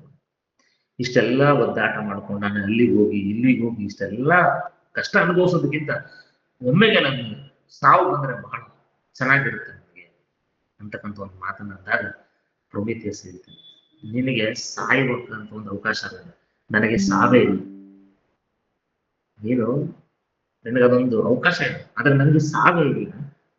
ನಾನು ಎಲ್ಲಿ ತನಕ ಕಾಯ್ಬೇಕು ಅಂತಂದ್ರೆ ಜ್ಯೂಸನ್ನ ಅಧಿಕಾರದಿಂದ ಇಳಿಸೋ ತನಕ ಕಾಯ್ಬೇಕು ನಾನು ಅಂತಕ್ಕಂಥ ಮಾತನ್ನ ಹೇಳ್ತಾರೆ. ಆಗ ಆಕೆಗೆ ಬಹಳ ಕುತೂಹಲ ಆಗುತ್ತೆ, ಅದು ಸಾಧ್ಯ ಇದೆಯಾ? ಜ್ಯೂಸ್ ನೋಡಿದ್ರೆ ಅಷ್ಟೊಂದೆಲ್ಲ ಶಕ್ತಿಶಾಲಿ ಇದ್ದಾನೆ, ಅವನನ್ನ ಅಧಿಕಾರದಿಂದ ಇಳಿಸಲಿಕ್ಕೆ ಸಾಧ್ಯ ಇದೆಯಾ? ಈ ರೀತಿ ನಡೆಯುತ್ತಾ ಅಂತಕ್ಕಂಥ ಒಂದು ಮಾತನ್ನ ಹೇಳ್ತಾಳೆ. ಆಗ ಪ್ರೊಮಿಥಿಯಸ್ ಬಹಳ ಮುಖ್ಯವಾಗಿರ್ತಕ್ಕಂಥ ಒಂದು ಅಂಶ ಹೇಳ್ತಾರೆ. ಏನಪ್ಪ ಅಂತಂದ್ರೆ, ನಿನ್ನ ಗರ್ಭದಿಂದಲೇ ನನ್ನ ವಿಮೋಚಕ ಹುಟ್ಟಿ ಬರ್ತಾನೆ, ನಿನ್ನ ಗರ್ಭದಿಂದಲೇ ನನ್ನ ವಿಮೋಚಕ ಹುಟ್ಟಿ ಬರ್ತಾನೆ ಅಂತಕ್ಕಂಥ ಮಾತನ್ನ ಹೇಳ್ತಾರೆ. ನೀನು ಹೋಗು, ನಾನು ಹೇಳಿದಾಗ ಹೋಗು, ನಿನಗೆ ಮತ್ತೆ ಜಿಯೋಸಿಗೆ ಒಬ್ಬ ಮಗ ಹುಟ್ಟುತ್ತಾನೆ. ನಂತರ ಒಂದು 5 ತಲೆಮಾರ ಆದ ನಂತರ ಒಂದು 50 ಜನ ಪುತ್ರಿಯರಾಗ್ತಾರೆ ಅವನಿಗೆ. ಅದರಲ್ಲಿ ಒಬ್ಳು ಹೆಣ್ಮಗಳು ಉಳ್ಕೋತಾಳೆ. ಆ ಬದುಕಿ ಉಳಿದಿರ್ತಕ್ಕಂಥ ಹೆಣ್ಮಗಳು ಏನಿದೆ ಅವಳಿಗೆ ಒಬ್ಬ ಮಗ ಹುಟ್ಟುತ್ತಾನೆ, ಅವನೇ ಹೆರಾಕ್ಲಸ್. ಆ ಹೆರಾಕ್ಲಸ್ ಏನ್ ಮಾಡ್ತಾನೆ, ನನ್ನನ್ನ ಕಾಪಾಡ್ತಾನೆ. ಅಂದ್ರೆ ಎಲ್ಲೋ ಒಂದು ಕಡೆ ನನ್ನನ್ನ ಕಾಪಾಡ್ಲಿಕ್ಕೆ ನಿನ್ನಿಂದ ಮಾತ್ರ ಸಾಧ್ಯ ಇದೆ ಅಂತಕ್ಕಂಥ ಮಾತನ್ನ ಪ್ರೊಮಿಥಿಯಸ್ ಲವ್ಗೆ ಹೇಳ್ತಾನೆ. ನಿನ್ನ ಏನು ಜನ್ಮ ಅಥವಾ ನಿನ್ನ ಒಂದು ವಂಶಾವಳಿಯಿಂದ ಏನು ನಿನ್ನಿಂದ ಜನ್ಮ ಪಡ್ಕೊಂಡಂತ ಮುಂದಿನ ನಿನ್ನ ವಂಶಸ್ಥರಿಂದಾನೇ ನನಗೆ ವಿಮೋಚನೆ ಇರ್ತಕ್ಕಂಥದ್ದು. ಆತ ಬಂದು ನನ್ನನ್ನ ವಿಮೋಚನೆಯನ್ನ ಮಾಡ್ತಾನೆ, ಅವನಿಂದ ಮಾತ್ರ ಸಾಧ್ಯ ಅಂತಕ್ಕಂಥ ಮಾತನ್ನ ಹೇಳ್ತಾನೆ. ಹರ್ಕ್ಯುಲಸ್ ಅಂತ ಹೇಳಿ ಇದು ಸಾಕಷ್ಟು ಸಾಮ್ಯತೆ ಇದೆ ಗ್ರೀಕ್ ಮತ್ತೆ ರೋಮನ್ ಪುರಾಣಗಳಿಗೆ. ಅಲ್ಲಿ ಹರ್ಕ್ಯುಲಸ್ ಅಂತಾರೆ, ಇಲ್ಲಿ ಹೆರಾಕ್ಲಸ್ ಅಂತ ಕರೀತಾರೆ. ಈ ಹೆರಾಕ್ಲಸ್ ಬರ್ತಾನೆ, ಬಂದು ನನ್ನನ್ನ ವಿಮೋಚನೆಯನ್ನ ನೀಡ್ತಾನೆ, ನನ್ನನ್ನು ಬಿಡುಗಡೆಗೊಳಿಸ್ತಾನೆ ಅಂತಕ್ಕಂಥ ಮಾತನ್ನ ಹೇಳಿದಂತ ಸಂದರ್ಭದಲ್ಲಿ ಪ್ರೊಮಿಥಿಯಸ್ನ ಸಲಹೆಯಂತೆ ಲೋ ಅವರು ಅಲ್ಲಿಂದ ಹೊರಡ್ತಾರೆ. ಆ ಸಂದರ್ಭಕ್ಕೆ ಮತ್ತೆ ಅಲ್ಲಿ ಜ್ಯೂಸಿನ ಮಗ ಆಗಿರ್ತಕ್ಕಂಥ ಹರ್ಮಸ್ ಬರ್ತಾನೆ. ಆತ ಬಂದು ಪ್ರೊಮಿಥಿಯಸ್ ಹತ್ರ ಕೇಳ್ತಾನೆ, ಪ್ರೊಮಿಥಿಯಸ್, ನೀನು ನನ್ನ ಅಪ್ಪನ ಭವಿಷ್ಯವನ್ನ ಹೇಳು, ನನ್ನ ಅಪ್ಪನ ಭವಿಷ್ಯವನ್ನ ನೀನು ಹೇಳ್ಬೇಕು ಅಂತ ಕೇಳ್ತಾನೆ. ಪ್ರೊಮಿಥಿಯಸ್ ಹೇಳ್ತಾನೆ, ಸಾಧ್ಯ ಇಲ್ಲ, ಅದು ನಾನು ಅದನ್ನ ಹೇಳೋದಿಲ್ಲ ಅಂತ ಹೇಳ್ತಾನೆ. ಜಿಯೋಸ್ಗೆ ಯಾಕೆ ತನ್ನ ಭವಿಷ್ಯದ ಬಗ್ಗೆ ಚಿಂತೆ ಆಗಿದೆ ಅಂತಂದ್ರೆ, ತನ್ನ ಅಪ್ಪ ಆಗಿರ್ತಕ್ಕಂಥ ಕ್ರೋನೋಸ್ ಜಿಯೋಸ್ಗೆ ಶಾಪ ಕೊಟ್ಟಿರ್ತಾನೆ. ಹಾಗಾಗಿ ಅವನಿಗೆ ಇದು ಒಂಥರ ಹೆಂಗಿದೆ ಅಂತಂದ್ರೆ, ಆ ವಂಶದಲ್ಲಿ ಆ ಶಾಪ, ತಂದೆಯಿಂದ ಮಕ್ಕಳಿಗೆ ಶಾಪ ಬರ್ತಕ್ಕಂಥದ್ದು ಕೊಡ್ತಕ್ಕಂಥದ್ದು. ಯುರೇನಸ್ ಶಾಪ ಕ್ರೋನೋಸ್ ಕೊಡ್ತಾನೆ, ಆ ಕ್ರೋನೋಸ್ ಶಾಪ ಜಿಯೋಸ್ ಕೊಡ್ತಾನೆ. ಇದೇ ರೀತಿ ಹೋಗಿರ್ತಕ್ಕಂಥದ್ದು ನಾವಿಲ್ಲಿ ಗಮನಿಸ್ಬೋತಕ್ಕಂಥದ್ದು. ಆಯ್ತು, ಅಲ್ಲಿ ಆ ಒಂದು ಆತಂಕ ಇರುತ್ತೆ ಜಿಯೋಸ್ಗೆ. ಅದಕ್ಕೆ ಭವಿಷ್ಯ ಏನಾಗ್ಬೋದು ಅಂತ ಕೇಳಲಿಕ್ಕೆ ತನ್ನ ಮಗನನ್ನ ಪ್ರೊಮಿಥಿಯಸ್ ಹತ್ರ ಕಳಿಸ್ತಾನೆ. ಆದ್ರೆ ಪ್ರೊಮಿಥಿಯಸ್ ಹೇಳ್ತಾನೆ, ನಾನು ಯಾವುದೇ ಕಾರಣಕ್ಕೂ ಹೇಳೋದಿಲ್ಲ ಅಂತ ಹೇಳ್ತಾನೆ. ಆ ಸಂದರ್ಭದಲ್ಲಿ ಆತ ಬೆದರಿಸ್ತಾನೆ ಪ್ರೊಮಿಥಿಯಸ್. ಏನಂತಂದ್ರೆ, ನಿನಗೆ ಸಾಕಷ್ಟು ಸಂಕಷ್ಟಗಳು ಬರ್ತವೆ ನೋಡು, ಏನಾಗ್ತದೆ, ನನ್ನ ಅಪ್ಪ ಆಗಿರ್ತಕ್ಕಂಥ ಜಿಯೋಸ್ ಏನ್ ಮಾಡ್ತಾನೆ, ಈ ಪರ್ವತವನ್ನ ನಾಶ ಮಾಡ್ತಾನೆ. ನಿನ್ನನ್ನ ಯಾವ ಪರ್ವತಕ್ಕೆ ಕಟ್ಟಿದಾರಲ್ಲ ಆ ಪರ್ವತವನ್ನ ನಾಶ ಮಾಡ್ತಾನೆ. ಅದರ ಒಳಗೆ ಹುದುಗು ಹೋಗ್ತೇನೆ, ಅದರಿಂದ ಹೊರ ಬರ್ಲಿಕ್ಕೆ ನಿಮಗೆ ಸಾಕಷ್ಟು ಸಮಯ ಬೇಕಾಗುತ್ತೆ, ಅದರೊಳಗೆ ಹುದುಗು ಹೋಗ್ತೇನೆ ನೀನು ಅಂತಕ್ಕಂಥ ಅದನ್ನ ಹೇಳ್ತಾನೆ. ಅಷ್ಟೇ ಅಲ್ಲದೆ ಸಾಕಷ್ಟು ವರ್ಷಾನುಗಟ್ಲೆ ನಿನಗೆ ಕತ್ತಲೆಯಲ್ಲಿ ಇರ್ತಕ್ಕಂಥ ಒಂದು ಪರಿಸ್ಥಿತಿ ನಿರ್ಮಾಣ ಆಗುತ್ತೆ. ಅದೆಲ್ಲದರ ಜೊತೆಗೆ ನನ್ನ ಅಪ್ಪ ಇಲ್ಲಿಗೆ ಕಳಿಸಿರ್ತಕ್ಕಂಥ ಒಂದು ಹದ್ದು ಇರುತ್ತೆ, ಈಗ ಹದ್ದನ್ನು ಅಲ್ಲಿ ಬಿಟ್ಟಿರ್ತಾನೆ. ಆ ಹದ್ದು ಏನ್ ಮಾಡ್ತಿರ್ತಕ್ಕ ಅಂತಂದ್ರೆ, ಈ ಪ್ರೊಮಿಥಿಯಸ್ ಅನ್ನ ಯಕೃತ್ ಅಥವಾ ಲಿವರ್ ಅಂತ ಏನ್ ಕರಿತೀವಿ ನಾವು, ಅದನ್ನ ತಿಂತಾ ಇರುತ್ತೆ. ಆದ್ರೆ ಪ್ರೊಮಿಥಿಯಸ್ ಏನಪ್ಪಾ ಅಂತಂದ್ರೆ, ಆತ ದೇವರಾಗಿರೋದ್ರಿಂದ ಆತನ ಲಿವರ್ ರೀಜನರೇಟ್ ಆಗ್ತಿರುತ್ತೆ, ಯಕೃತ್ ಅದು ರೀಜನರೇಟ್ ಆಗ್ತಿರುತ್ತೆ. ಹಾಗಾಗಿ ಅದು ದಿನ ಅವನನ್ನ ಯಕೃತನ್ನ ತಿಂದು ಇದು ಮಾಡ್ತಾ ಇರ್ತಾನೆ, ನೀರನ್ನ ತಿಂದು ಕೊಲ್ತದ ನೋಡುತ್ತೆ. ಸಾಕಷ್ಟು ಬೆದರಿಕೆಯನ್ನ ಹಾಕ್ತಕ್ಕಂಥ ಕೆಲಸವನ್ನ ಹೆರ್ಮಿಸ್ ಮಾಡ್ತಾನೆ. ಆದ್ರೆ ಪ್ರೊಮಿಥಿಯಸ್ ಹೇಳ್ತಾನೆ, your father can never kill ಮಿ, ನಿನ್ನ ತಂದೆ ಏನ್ ಬೇಕಾದ್ರೂ ಮಾಡ್ಬೋದು, ಆದ್ರೆ ನನ್ನನ್ನ ಕೊಲ್ಲಿಕ್ಕೆ ಸಾಧ್ಯವಿಲ್ಲ ಅಂತಕ್ಕಂಥ ಮಾತನ್ನ ಹೇಳ್ತಾನೆ. ಅಷ್ಟರಲ್ಲಿ ಒಂದಿಷ್ಟು ಜೋರಾದ ಶಬ್ದಗಳು ಆಗ್ಲಿಕ್ಕೆ ಶುರುವಾಗ್ತವೆ. ಜೊತೆಗೆ ಒಂದಿಷ್ಟು ಹಿಸ್ಸಿಂಗ್ ಅಥವಾ ಏನೊಂದು ಬುಸುಗುಡ್ತಕ್ಕಂಥ ಒಂದು ಜೋರಾಗಿ ಬುಸುಗುಡ್ತಕ್ಕಂಥ ಒಂದು ದೊಡ್ಡ ಧ್ವನಿ ಕೇಳಿಸುತ್ತೆ. ಏನು ಅಂತ ನೋಡೋಷ್ಟೊತ್ತಿಗೆ ಅಲ್ಲಿಗೆ ನಾಟಕ ಮುಗಿತದೆ. ಯಾವುದು ಈ ಪ್ರೊಮಿಥಿಯಸ್ ನಾಟಕ ಅಲ್ಲಿಗೆನೆ ಮುಗ್ದೋಗುತ್ತೆ. ಅದು ಏನ್ ಶಬ್ದ, ಯಾಕೆ, ಯಾರು ಬಂದು ಆ ರೀತಿಯಾದಂತ ಒಂದು ದೊಡ್ಡ ಮಟ್ಟದ ಧ್ವನಿ ಏನಾಯ್ತು, ಅಷ್ಟೊಂದು ಏನು ಅಂತದೇನಾಯ್ತು ಅನ್ನೋದಕ್ಕೆ ಈ ನಾಟಕದಲ್ಲಿ ಉತ್ತರ ಸಿಗೋದಿಲ್ಲ. ಇದರ ಮುಂದುವರಿದ ಭಾಗ ಆಗಿರ್ತಕ್ಕಂಥ ಪ್ರೊಮಿಥಿಯಸ್ ಅನ್ಬೌಂಡ್ ಅಂತ ಹೇಳಿ ಮತ್ತೊಂದು ನಾಟಕ ಇದೆ. ಅಲ್ಲಿ ಆ ಪ್ರೊಮಿಥಿಯಸ್ಗೆ ಹೇಗೆ ಬಿಡುಗಡೆ ಆಯ್ತು ಅನ್ನೋದನ್ನ ವಿವರವಾಗಿ ಹೇಳ್ತಾರೆ. ಅಂದ್ರೆ ಆ ಶಬ್ದ ಏನಿತ್ತಲ್ಲ, ಅದು ಒಂದು ದೊಡ್ಡ ಮಟ್ಟದ ಭೂಕಂಪನವನ್ನ ಜಿಯೋಸ್ ಅಲ್ಲಿ ಉಂಟು ಮಾಡ್ತಾನೆ ಪರ್ವತ ಶ್ರೇಣಿಯಲ್ಲಿ. ಯಾಕೆ ಅಂತಂದ್ರೆ, ಯಾವಾಗ ಈತ ಭವಿಷ್ಯವನ್ನ ಹೇಳೋದಿಲ್ಲ, ಜಿಯೋಸ್ಗೆ ಯಾವುದೇ ರೀತಿಯಾದಂತಹ ಸಹಾಯವನ್ನ ಮಾಡೋದಿಲ್ಲ, ಆ ಸಿಟ್ಟಲ್ಲಿ ಆತ ಒಂದು ಭೂಕಂಪವನ್ನ ಮಾಡಿರ್ತಾನೆ. ಹಾಗಾಗಿ ಅಲ್ಲಿಗೆ ಆ ನಾಟಕ ಮುಗೀತದೆ. ಯುದ್ಧದಲ್ಲಿ 10 ವರ್ಷಗಳ ಯುದ್ಧದಲ್ಲಿ ಜಿಯೋಸ್ಗೆ ಸಹಾಯ ಮಾಡಿದ್ದು ಪ್ರೊಮಿಥಿಯಸ್. ಆದ್ರೆ ಆ ಪ್ರೊಮಿಥಿಯಸ್ಗೆ ಈ ರೀತಿಯಾದಂತಹ ಒಂದು ಶಿಕ್ಷೆಯನ್ನ ಜಿಯೋಸ್ ಗುರಿಪಡಿಸ್ತಾನೆ. ಯಾಕಂದ್ರೆ ಕಾರಣ ಏನಪ್ಪಾ ಅಂತಂದ್ರೆ, ಆತನಿಗೆ ಪ್ರೊಮಿಥಿಯಸ್ ಮಾಡಿರ್ತಕ್ಕಂಥ ಕೆಲಸ ಅಥವಾ ಏನು ಆ ಬೆಂಕಿಯನ್ನ ತಗೊಂಡೋಗಿ ಮಾನವರಿಗೆ ಕೊಟ್ಟಂತ ಕೆಲಸ ಒಟ್ಟ ಅವನಿಗೆ ಇಷ್ಟ ಆಗಿರೋದಿಲ್ಲ. ಆ ಸಿಟ್ಟಲ್ಲಿ ಈ ರೀತಿಯಾದಂತಹ ಒಂದು ಕೆಲಸನ ಮಾಡಿರ್ತಾನೆ. ಆ ಶಬ್ದ ಮುಂದೆ ಆಗ್ತಕ್ಕಂಥ ಒಂದು ದೊಡ್ಡ ಪ್ರಮಾಣದ ಭೂಕಂಪದ ಒಂದು ಮುನ್ಸೂಚನೆಯಾಗಿ ಈ ನಾಟಕ ಕೊನೆ ಆಗ್ತದೆ. ಈ ಎಲ್ಲಾ ಗ್ರೀಕ್ ನಾಟಕಗಳನ್ನ ನಾವು ನೋಡಿದಂತ ಸಂದರ್ಭದಲ್ಲಿ ಅನಾಲಿಸಿಸ್ ಅನ್ನ ಮಾಡ್ತೀವಿ. ನಾವು ಒಂದಷ್ಟು ವಿಚಾರಗಳನ್ನ ಅಲ್ಲಿ ಹೇಳ್ತೀವಿ. ನಾವು ಒಂದೆರಡು ಅವನಲ್ಲಿರ್ತಕ್ಕಂಥ ಹಮಾರ್ಷಿಯ ಅಥವಾ ಟ್ರಾಜಿಕ್ ಫ್ಲೋ ಅಂತ ನಾವು ಹೇಳ್ತೀವಿ. ಆತನ ಗುಣದಲ್ಲಿ ಇರ್ತಕ್ಕಂಥದ್ದು ಏನೋ ಒಂದು ಕೊರತೆ ಅಥವಾ ಒಂದು ನೆಗೆಟಿವಿಟಿ ಅಥವಾ ಏನೋ ಒಂದು ಗುಣದಿಂದ, ಯಾವುದೋ ಒಂದು ವಿಚಾರದಿಂದ ಆತನಿಗೆ ತೊಂದರೆ ಆಗ್ತಕ್ಕಂಥದ್ದು. ಬಹುಶಃ ತನ್ನ ಸೃಷ್ಟಿಯ ಮೇಲೆ ಇದ್ದಂತಹ ಒಂದು ಪ್ರೀತಿ, ಆ ಮಾನವರ ಮೇಲೆ ಇದ್ದಂತಹ ಒಂದು ವಿಶೇಷವಾದಂತಹ ಕಾಳಜಿ, ಅವ್ರು ಚೆನ್ನಾಗಿರ್ಬೇಕು ಅಂತಕ್ಕಂಥ ಒಂದು ಆಸೆನೆ ಆ ಪ್ರೊಮಿಥಿಯಸ್ಸಿಗೆ ಮುಳ್ಳಾಗ್ತದೆ ಅಂತಕ್ಕಂಥದ್ದು ಸುಳ್ಳಲ್ಲ. ಬಹುಶಃ ನಾವು ಆ ವಿಚಾರವಾಗಿ ನೋಡೋದಾದ್ರೆ ಈ ಪ್ರೊಮಿಥಿಯಸ್ ವಿಚಾರದಲ್ಲಿ ಇದೇ ಆತನಿಗೆ ಒಂದು ತೊಂದರೆಯನ್ನ ಉಂಟು ಮಾಡ್ತಕ್ಕಂಥದ್ದು. ಯಾಕಂದ್ರೆ ಅಲ್ಲಿಯ ತನಕ ಬಹಳ ಉತ್ತಮವಾಗಿ ಜ್ಯೂಸ್ ಮತ್ತೆ ಪ್ರೊಮಿಥಿಯಸ್ನ ನಡುವೆ ಇರ್ತಕ್ಕಂಥ ಬಾಂಧವ್ಯ. ಯಾಕಂದ್ರೆ ಯುದ್ಧದಲ್ಲಿ ಗೆಲ್ಲಿಕ್ಕೆ ಪ್ರೊಮಿಥಿಯಸ್ನ ಪಾತ್ರ ಬಹಳ ದೊಡ್ಡದಿರುತ್ತೆ. ಹಾಗಾಗಿ ಪ್ರೊಮಿಥಿಯಸ್ನ ಬಹಳ ಹತ್ರದಲ್ಲಿ, ಬಹಳ ಒಂದು ನಿಕಟ ಪೂರ್ವದಲ್ಲಿ ಇಟ್ಕೊಂಡಿರ್ತಾರೆ, ಬಹಳ ನಿಕಟದಲ್ಲಿ, ಬಹಳ ಒಂದು ಆತ್ಮೀಯತೆಯಲ್ಲಿ ಜ್ಯೂಸ್ ಇಟ್ಕೊಂಡಿರ್ತಾರೆ.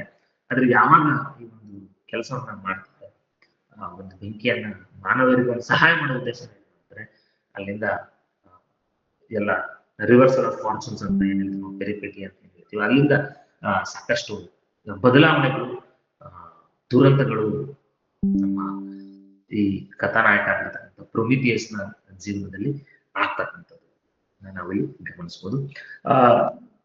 ಬಹಳ ಒಂದು ಸ್ವಲ್ಪ ದೊಡ್ಡದಾಗಿರ್ತಕ್ಕಂಥ ನಾಟಕ. ಅದರಲ್ಲಿ ವಿಶೇಷವಾಗಿ ಸಾಕಷ್ಟು ಪಾತ್ರಗಳು ಬರ್ತದೆ. ಪಾತ್ರಗಳ ಜೊತೆಗೆ ನಾವು ಆ ಹಿನ್ನೆಲೆಯನ್ನ ತಗೊಂಡಾಗಲೇ ನಮ್ಗೆ ಒಂದು ನಾಟಕ ಪರಿಪೂರ್ಣವಾಗಿ ತಿಳಿಲಿಕ್ಕೆ ಸಾಧ್ಯ ಆಗ್ತದೆ ಅನ್ನೋ ಕಾರಣಕ್ಕೆ ಸ್ವಲ್ಪ ಹಿನ್ನೆಲೆಯನ್ನ ತಗೊಂಡು ನಾನು ನಂತರ ನನ್ನ ನಾಟಕಕ್ಕೆ ಬಂದಿರತಕ್ಕಂಥದ್ದು. ಇದಿಷ್ಟು ನಾನು ಅರ್ಥ ಮಾಡಿಕೊಂಡಂತೆ ನನ್ನ ಏನು ಓದಿಗೆ ಎಷ್ಟನ್ನ ದಕ್ಕಿಸ್ಕೊಳ್ಳೋಕೆ ಸಾಧ್ಯ ಆಗ್ತದ ಅಷ್ಟನ್ನ ನಾನು ಇವತ್ತಿನ ಕೇಳುಗರು ಇವತ್ತೇನು ಗಮನಿಸಿದ್ದಾರೆ ಎಲ್ಲ ಹಿರಿಯರು, ಪ್ರಾಧ್ಯಾಪಕ ಬಂಧುಗಳು, ಸಾಹಿತ್ಯಾಸಕ್ತರಿದ್ದಾರೆ, ಇವರ ಮುಂದೆ ನನ್ನ ಇಷ್ಟು ವಿಚಾರಗಳನ್ನು ಇಟ್ಟಿದ್ದೇನೆ. ಇದಕ್ಕೆ ಅವಕಾಶ ಮಾಡಿಕೊಂಡಂತಹ ಧಾರವಾಡ ಕಟ್ಟೆಯ ಸಂಸ್ಥೆ ಎಲ್ಲರಿಗೂ ಧನ್ಯವಾದಗಳನ್ನ ಹೇಳ್ತಾ, ಇಷ್ಟೊತ್ತು ನನ್ನ ಮಾತುಗಳನ್ನ ಕೇಳಿಸ್ಕೊಂಡಂತ ಎಲ್ಲ ಸಾಹಿತ್ಯಾಸಕ್ತರಿಗೆ ಧನ್ಯವಾದಗಳನ್ನ ತಿಳಿಸ್ತೇನೆ. ಧನ್ಯವಾದಗಳು. ಥ್ಯಾಂಕ್ ಯು ವರ್ಣ್ ಅವರು.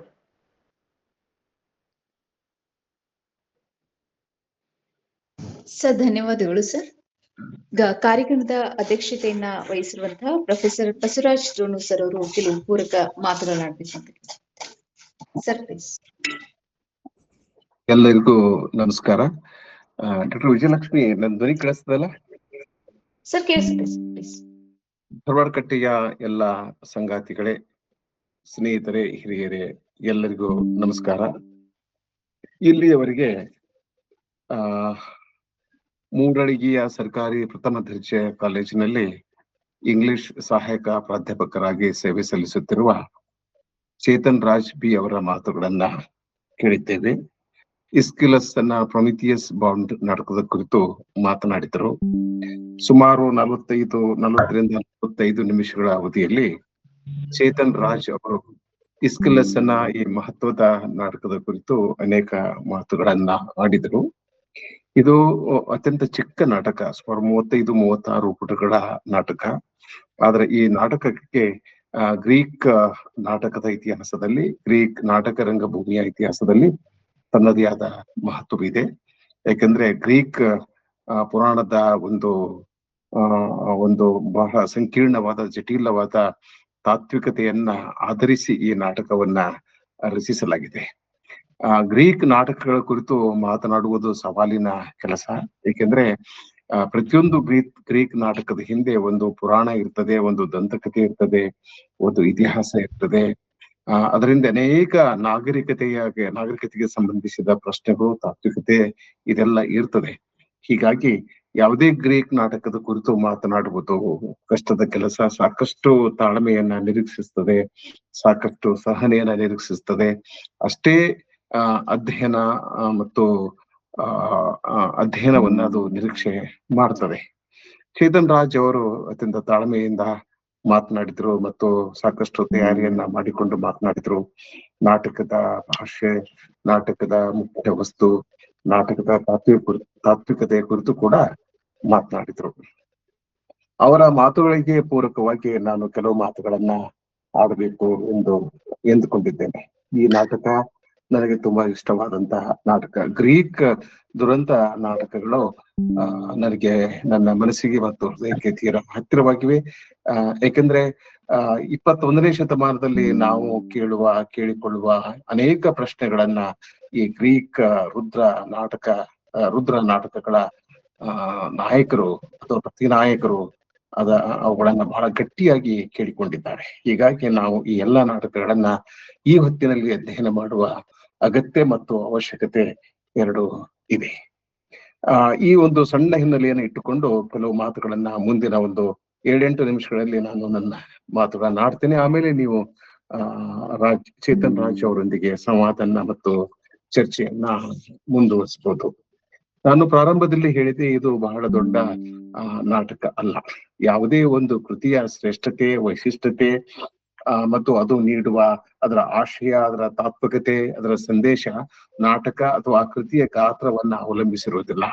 ಕೆಲವು ಸಣ್ಣ ಕೃತಿಗಳು ದೊಡ್ಡ ಮಟ್ಟದ ತಾತ್ವಿಕತೆಯನ್ನ ಕಟ್ಟಿಕೊಡ್ತವೆ. ದೊಡ್ಡ ದೊಡ್ಡ ಕೃತಿಗಳು ಕೂಡ ದೊಡ್ಡ ದೊಡ್ಡ ಮಟ್ಟದ ತಾತ್ವಿಕತೆಯನ್ನ ಕಟ್ಟಿ ಕೊಡ್ತವೆ. ಈ ನಾಟಕವನ್ನ ಧಾರವಾಡ ಕಟ್ಟೆಯ ಕೇಳುಗರು ದಯವಿಟ್ಟು ಪ್ರತಿಯೊಂದು ಗ್ರೀಕ್ ನಾಟಕವನ್ನ ನೀವು ಓದ್ಬೇಕು. ಹಾಗೆ ಪ್ರೊಮಿಥಿಯಸ್ ಬೌಂಡ್ ನಾಟಕವನ್ನು ಕೂಡ ನೀವು ಓದ್ಬೇಕು. ಒಂದು 2 ಗಂಟೆಯಲ್ಲಿ ನಾಟಕವನ್ನ ಓದಿ ಮುಗಿಸಬಹುದು. ಈ ನಾಟಕದಲ್ಲಿ ಬಹಳ ಪಾತ್ರಗಳಿಲ್ಲ, ಬಹಳ ಘಟನೆಗಳಿಲ್ಲ, ಆದ್ರೆ ತುಂಬಾ ತಾತ್ವಿಕವಾಗಿ ಬಹಳ ಗಟ್ಟಿಯಾದಂಥದ್ದು ಈ ನಾಟಕ. ಈ ನಾಟಕದ ಬಗ್ಗೆ, ಈ ನಾಟಕದ ತಾತ್ವಿಕತೆ ಬಗ್ಗೆ ನಾನು ಚೇತನ್ ರಾಜ್ ಅವರ ಮಾತುಗಳೊಂದಿಗೆ ಕೆಲವು ಮಾತುಗಳನ್ನ ಜೋಡಿಸುವ ಪ್ರಯತ್ನವನ್ನ ಮಾಡ್ತೇನೆ. ಆ ಕಥೆಯನ್ನ ಹೇಳೋದಿಲ್ಲ, ಕೆಲವು ಸಂಗತಿಗಳನ್ನ ನಾನು ತಮ್ಮ ಗಮನಕ್ಕೆ ತರ್ತೇನೆ. ಯಾಕೆಂದ್ರೆ ಈ ನಾಟಕವನ್ನ ನಾವು ಯಾಕೆ ಓದ್ಬೇಕು? Why should we read Prometheus Bound by Aeschylus today ಅಂತಕ್ಕಂಥ ಒಂದು ಪ್ರಶ್ನೆಯನ್ನ ಇಟ್ಕೊಳ್ಬೇಕಾಗ್ತದೆ. ಈ ಹೊತ್ತಿನಲ್ಲಿ ನಾವು ಈ ನಾಟಕವನ್ನ ಏಕೆ ಓದ್ಬೇಕು? ಈ ಹೊತ್ತಿನ ಕರ್ನಾಟಕದಲ್ಲಿ ಈ ನಾಟಕವನ್ನ ಏಕೆ ಓದ್ಬೇಕು? ಈ ಹೊತ್ತಿನ ಭಾರತದಲ್ಲಿ ಈ ನಾಟಕವನ್ನ ಏಕೆ ಓದ್ಬೇಕು ಎಂಬ ಪ್ರಶ್ನೆಗಳನ್ನ ನಾವು ಕೇಳ್ಕೊಳ್ಬೇಕಾಗ್ತದೆ. ಪ್ರೊಮಿಥಿಯಸ್ ಗ್ರೀಕ್ ಪುರಾಣಗಳಲ್ಲಿನ ಒಬ್ಬ ಟೈಟನ್. ನಾನು ಆಗ್ಲೇ ಹೇಳಿದೆ, ಈ ನಾಟಕದ ಪ್ರತಿಯೊಂದು ಸಾಲಿನ ಹಿಂದೆ ಒಂದು ಲೆಜೆಂಡ್ ಇದೆ, ಒಂದು ಮಿಥಾಲಜಿ ಇದೆ ಅಥವಾ ಮೈಥಾಲಜಿ ಇದೆ, ಒಂದು ಪುರಾಣ ಇದೆ, ಒಂದು ದಂತಕಥೆ ಇದೆ, ಒಂದು ದೊಡ್ಡ ಮಟ್ಟದ ಇತಿಹಾಸ ಇದೆ. ಅದೆಲ್ಲ ಅರ್ಥ ಮಾಡ್ಕೊಳ್ಬೇಕು. ಸೊ ಹೀಗಾಗಿ ಟೈಟನ್ ಅಂದ್ರೆ ಸಾಲದು, ಅದರ ಹಿನ್ನೆಲೆ ಕೊಡಬೇಕು. ಆ ಎಲ್ಲಾ ಕೆಲಸವನ್ನ ಮಾಡ್ಲಿಕ್ಕೆ ಸಾಧ್ಯ ಆಗುವುದಿಲ್ಲ. ಕೆಲವೇ ನಿಮಿಷಗಳಲ್ಲಿ ನಾನು ನನ್ನ ಮಾತುಗಳನ್ನ ಆಡಿ ಮುಗಿಸ್ಬೇಕಾಗ್ತದೆ. ಆದ್ರೆ ಪ್ರೊಮಿಥಿಯಸ್ ನಮಗೆ, ನಮ್ಮ ಮನಸ್ಸಿಗೆ ಬಹಳ ಹತ್ತಿರವಾದಂತಹ ಒಂದು ಪಾತ್ರ. ಯಾಕಂದ್ರೆ ಮನುಕುಲಕ್ಕಾಗಿ ಹೋರಾಡಿದ ಪಾತ್ರ. ಕೆಲವು ಪುರಾಣಗಳ ಪ್ರಕಾರ ಅವನು ಮನುಕುಲದ ಸೃಷ್ಟಿಕರ್ತ ಅಂತ ಹೇಳ್ತಾರೆ. ಹೀಗೆ ಪ್ರತಿಯೊಂದು ನಾಗರಿಕತೆಯಲ್ಲೂ ಕೂಡ ಒಬ್ಬ ಸೃಷ್ಟಿಕರ್ತ ಇದ್ದೇ ಇರ್ತಾನೆ. ಈ ಪುರಾಣಗಳ ಅಂದ್ರೆ ಗ್ರೀಕ್ ಪುರಾಣಗಳಲ್ಲಿ ಪ್ರೊಮಿಥಿಯಸ್ಗೆ ಅಂತ ಒಂದು ಸ್ಥಾನಮಾನ ಇದೆ. ಅವನೇ ಮೊದಲ ಮನುಷ್ಯನನ್ನ ಸೃಷ್ಟಿ ಮಾಡಿದ ಅಂತಕ್ಕಂಥ ಮಾತನ್ನು ಕೂಡ ಕೆಲವು ಪುರಾಣಗಳು ಹೇಳ್ತವೆ. ಹೀಗಾಗಿ ಅವನು ಮನುಕುಲದ ಸೃಷ್ಟಿಕರ್ತ. ಹೀಗಾಗಿ ನಮಗೆ ಅವನು ತೀರಾ ಹತ್ತಿರದವನು. ಗ್ರೀಕ್ ನಾಟಕಗಳಲ್ಲಿ 2 ಜಗತ್ತುಗಳನ್ನ ನಾವು ಕಾಣುತ್ತೇವೆ. ಒಂದು ಮನುಷ್ಯರ ಜಗತ್ತು, ಇನ್ನೊಂದು ದೇವತೆಗಳ ಜಗತ್ತು.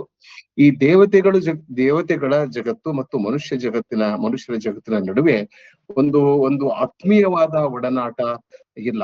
ದೇವತೆ ಮತ್ತು ಮನುಷ್ಯರ ನಡುವೆ ಸಂಪರ್ಕ ಇದೆ, ಸಂವಹನ ಇದೆ. ಆ ಸಂವಹನ ಮತ್ತು ಸಂಪರ್ಕದಲ್ಲಿ ಆತ್ಮೀಯತೆ ಇಲ್ಲ. ಆದ್ರೆ ಭಾರತೀಯ ಪುರಾಣಗಳಲ್ಲಿ ಹಾಗೆ ಇಲ್ಲ. ಭಾರತೀಯ ಪುರಾಣಗಳು ಮತ್ತು ಗ್ರೀಕ್ ಪುರಾಣಗಳ ನಡುವೆ ಜಗಜಾಂತರ ವ್ಯತ್ಯಾಸವಿದೆ. ಯಾರಾದ್ರೂ ಇದರ ಬಗ್ಗೆ ಒಂದು ಅದ್ಭುತವಾದ ಪ್ರಬಂಧವನ್ನ ಬರೆದು PhD ಪದವಿಯನ್ನ ಪಡೆಯಬಹುದು.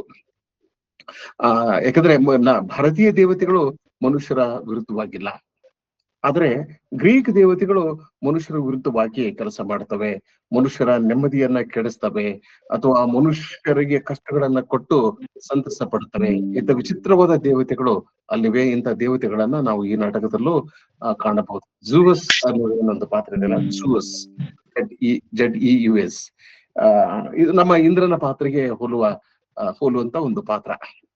ಗಾಡ್ ಆಫ್ ಗಾಡ್ಸ್, ದೇವತೆಗಳ ದೇವ ಅನ್ನೋ ಹಾಗೆ. ಈ ಝೂವಸ್ ಮತ್ತು ಪ್ರೊಮಿಥಿಯಸ್ ಇವರ ನಡುವೆ ಒಂದು ದೊಡ್ಡ ಸಂಘರ್ಷ ಈ ನಾಟಕದಲ್ಲಿ ಆಗ್ತದೆ.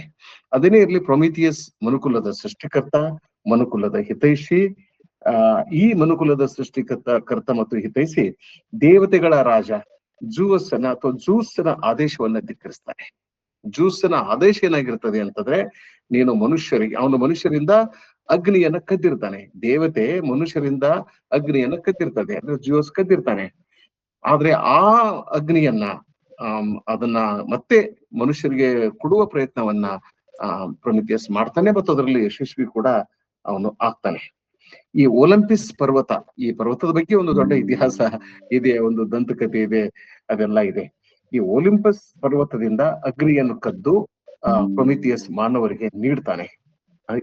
ಹೀಗೆ ನೀಡುವುದ್ರ ಮೂಲಕ ಮಾನವ ನಾಗರಿಕತೆಯ ಬೆಳವಣಿಗೆಗೆ ಸಹಾಯವನ್ನ ಮಾಡ್ತಾನೆ ಪ್ರೊಮಿಥಿಯಸ್. ಆ ಕಾರಣಕ್ಕಾಗಿ ಅನಂತ ಯಾತನೆಯನ್ನ ಅವನು ಅನುಭವಿಸ್ತಾನೆ. ಈ ನಾಟಕವನ್ನ ನಾವು ಈ ನಾಟಕವನ್ನು ಬಹಳ ಗಂಭೀರವಾಗಿ ಓದಿದ್ರೆ ನಮ್ಮ ಕೂದಲು ನಿಮಿರಿ ನಿಲ್ತವೆ, ನಾವು ನಮಗೆ ಕಣ್ಣೀರು ಬರ್ತದೆ ಅಂತ ಒಂದು. ಏಕೆಂದ್ರೆ ಅವನನ್ನ ಒಂದು ಪರ್ವತದ ಬಂಡೆಗೆ ಕಟ್ಟಲಾಗ್ತದೆ, ಪ್ರೊಮಿಥಿಯಸ್ಸನ್ನ ಕಟ್ಟಿ ಅಲ್ಲಿ ಒಂದು ದೈತ್ಯಾಕಾರದ ಒಂದು ಹದ್ದು ಬಂದು ಪ್ರತಿದಿನ ಅವನ ಲೀವರನ್ನ ತಿಂದು ಹೋಗ್ತದೆ. ಲೀವರ್ ತಿಂದು ಹೋದ್ಮೇಲೆ ಅವನು ಸತ್ತು ಹೋಗೋದಿಲ್ಲ, ಮತ್ತೆ ಸಂಜೆ ಹೊತ್ತು ಆ ಲೀವರ್ ಮತ್ತೆ ಬೆಳೆದು ಬಿಡುತ್ತದೆ. ಮರುದಿನ ಮತ್ತೆ ಆ ದೈತ್ಯಾಕಾರದ ಹದ್ದು ಬಂದು ಅವನ ಲೀವರ್ ಅಂತ ತಿಂದು ಬಿಡುತ್ತದೆ. ಅಂದ್ರೆ ಈ ಟಾರ್ಚರ್ ಅನ್ನೋದೇನೈತಲ್ಲ, ಟಾರ್ಮೆಂಟೇಶನ್ ಅಂಡ್ ಟಾರ್ಚರ್, ಇದು ನಿರಂತರವಾಗಿರ್ಬೇಕು ಅಂತ. ಈಗ ಆಕ್ರಮಣ ಮಾಡಿದ ಮೇಲೆ ಮನುಷ್ಯ ಸತ್ತು ಹೋದ್ರೆ ಅಲ್ಲಿಗೆ ಅವನ ದುರಂತ ಕೊನೆಗೊಳ್ಳುತ್ತದೆ. ಈ ನಾಟಕದಲ್ಲಿ ಪ್ರೊಮಿಥಿಯಸ್ಸನ ಯಾತನೆಗೆ ಕೊನೆಯೇ ಇಲ್ಲ. ಅಥವಾ ಆ ಪುರಾಣದಲ್ಲಿ, ಈ ನಾಟಕದಲ್ಲಿ ಕೊನೆ ಇದೆ. ಯಾಕಂದ್ರೆ ನಾಟಕದ ಕೊನೆಗೆ ಅವನು ಸತ್ತು ಹೋಗ್ಬಿಡ್ತಾನೆ. ಅವನನ್ನ ಜೂವಸ್ ಒಂದು ಬಿರುಗಾಳಿಯನ್ನು ಎಬ್ಬಿಸ್ತಾನೆ, ಭೂಕಂಪವನ್ನು ಎಬ್ಬಿಸ್ತಾನೆ. ಅದರಲ್ಲಿ ಅವನು ಒಂದು ಅಬೀಸ್ ಅಂತ ಕರಿತಾರ, ಅಬೀಸ್ ಪ್ರಪಾತದಲ್ಲಿ ಬಿದ್ದು ಸತ್ತು ಹೋಗ್ಬಿಡ್ತಾನೆ. ಆದ್ರೆ ಪುರಾಣದಲ್ಲಿ ಹಾಗೆ ಆಗೋದಿಲ್ಲ, ಅವನಿಗೆ ಸಾವೇ ಸಂಭವಿಸುವುದಿಲ್ಲ. ಪ್ರೊಮಿಥಿಯಸ್ ಅಂತಂದ್ರೆ ಫೋರ್ ಥಿಂಕರ್ ಅಂತ ಅದರ ಅರ್ಥ. ಫೋರ್ ಥಿಂಕರ್ ಅಂತಂದ್ರೆ ಅವನು ದೂರದೃಷ್ಟಿ ಹೊಂದಿದವನು. ಇಲ್ಲಿ ಈ ಜೂವಸ್ ದೇವತೆ ಮತ್ತು ಪ್ರೊಮಿಥಿಯಸ್ ಇವರಿಬ್ಬರ ನಡುವೆ ಸಂಘರ್ಷ ಯಾವ ಕಾರಣಕ್ಕಾಗಿ ಆಗ್ತದೆ ಅಂತಂದ್ರೆ, ಕೇವಲ ಅಗ್ನಿಯನ್ನ ಕದ್ದು ತಂದು ಕೊಟ್ಟ ಅನ್ನೋ ಕಾರಣಕ್ಕಾಗಿ ಅವನ ಮೇಲೆ ಈ ಪ್ರೊಮಿಥಿಯಸ್ನ ಮೇಲೆ ಜೂವಸ್ ಆಕ್ರಮಣ ಮಾಡೋದಿಲ್ಲ. ಪ್ರೊಮಿಥಿಯಸ್ಗೆ ಒಂದು ಭವಿಷ್ಯವಾಣಿ ಗೊತ್ತಿರ್ತದೆ. ಈ ಭವಿಷ್ಯವಾಣಿ ಅನ್ನೋದು ಗ್ರೀಕ್ ನಾಟಕಗಳಲ್ಲಿ ಹಾಸುಹೊಕ್ಕಾಗಿದೆ. ಪ್ರತಿಯೊಂದು ನಾಟಕದಲ್ಲೂ ಕೂಡ ನಮಗೆ ಭವಿಷ್ಯವಾಣಿ, ಅದು ಭವಿಷ್ಯವಾಣಿಯನ್ನ ನಾವು ಕಾಣ್ತೇವೆ. ಈಡಿಪಸ್ ದಿ ರೆಕ್ಸ್ ಆಗಿರ್ಬೋದು, ಅಂತಿಗೋನೆ ಆಗಿರ್ಬೋದು, name any Greek tragedy you will find this prophecy. ಒಂದು ಭವಿಷ್ಯವಾಣಿ ಅವನಿಗೆ ಗೊತ್ತಿರ್ತದೆ, ಯಾರಿಗೆ? ಪ್ರೊಮಿಥಿಯಸ್ಗೆ ಗೊತ್ತಿರ್ತದೆ. ಅದೇನಂತಂದ್ರೆ, ಜೂವಸ್ ತನ್ನ ತಂದೆ ಕ್ರೋನಸ್ ಅಧಿಕಾರವನ್ನ, ತನ್ನ ತಂದೆಯನ್ನ ಅಧಿಕಾರ ಭ್ರಷ್ಟನನ್ನಾಗಿ ಮಾಡಿರ್ತಾನೆ. ಈ ದೇವತೆ ಜೂವಸ್ ದೇವತೆ ತನ್ನ ತಂದೆಯನ್ನ ಅಧಿಕಾರದಿಂದ ಕಿತ್ತು ಹಾಕಿ ಅವನ ಅಧಿಕಾರವನ್ನ ಪಡೆದುಕೊಂಡಿರ್ತಾನೆ. ಪ್ರೊಮಿಥಿಯಸ್ನಿಗೆ ಏನ್ ಗೊತ್ತಿರ್ತದೆ ಅಂತಂದ್ರೆ, ನೀನು ಒಬ್ಬ ಮಹಿಳೆಯನ್ನ ಮದುವೆಯಾಗುವೆ, ಆ ಮಹಿಳೆಗೆ ಒಂದು ಮಗು ಹುಟ್ಟುತ್ತದೆ, ಆ ಮಗು ನಿನ್ನನ್ನ ಅಧಿಕಾರ ಭ್ರಷ್ಟನನ್ನಾಗಿ ಮಾಡ್ತದೆ. Over through you. ಎಲ್ಲೋ ಸ್ವಲ್ಪ ಡಿಸ್ಟರ್ಬೆನ್ಸ್ ಇದೆ ನೋಡಿ, ದಯವಿಟ್ಟು. ವಿಜಯಲಕ್ಷ್ಮಿ,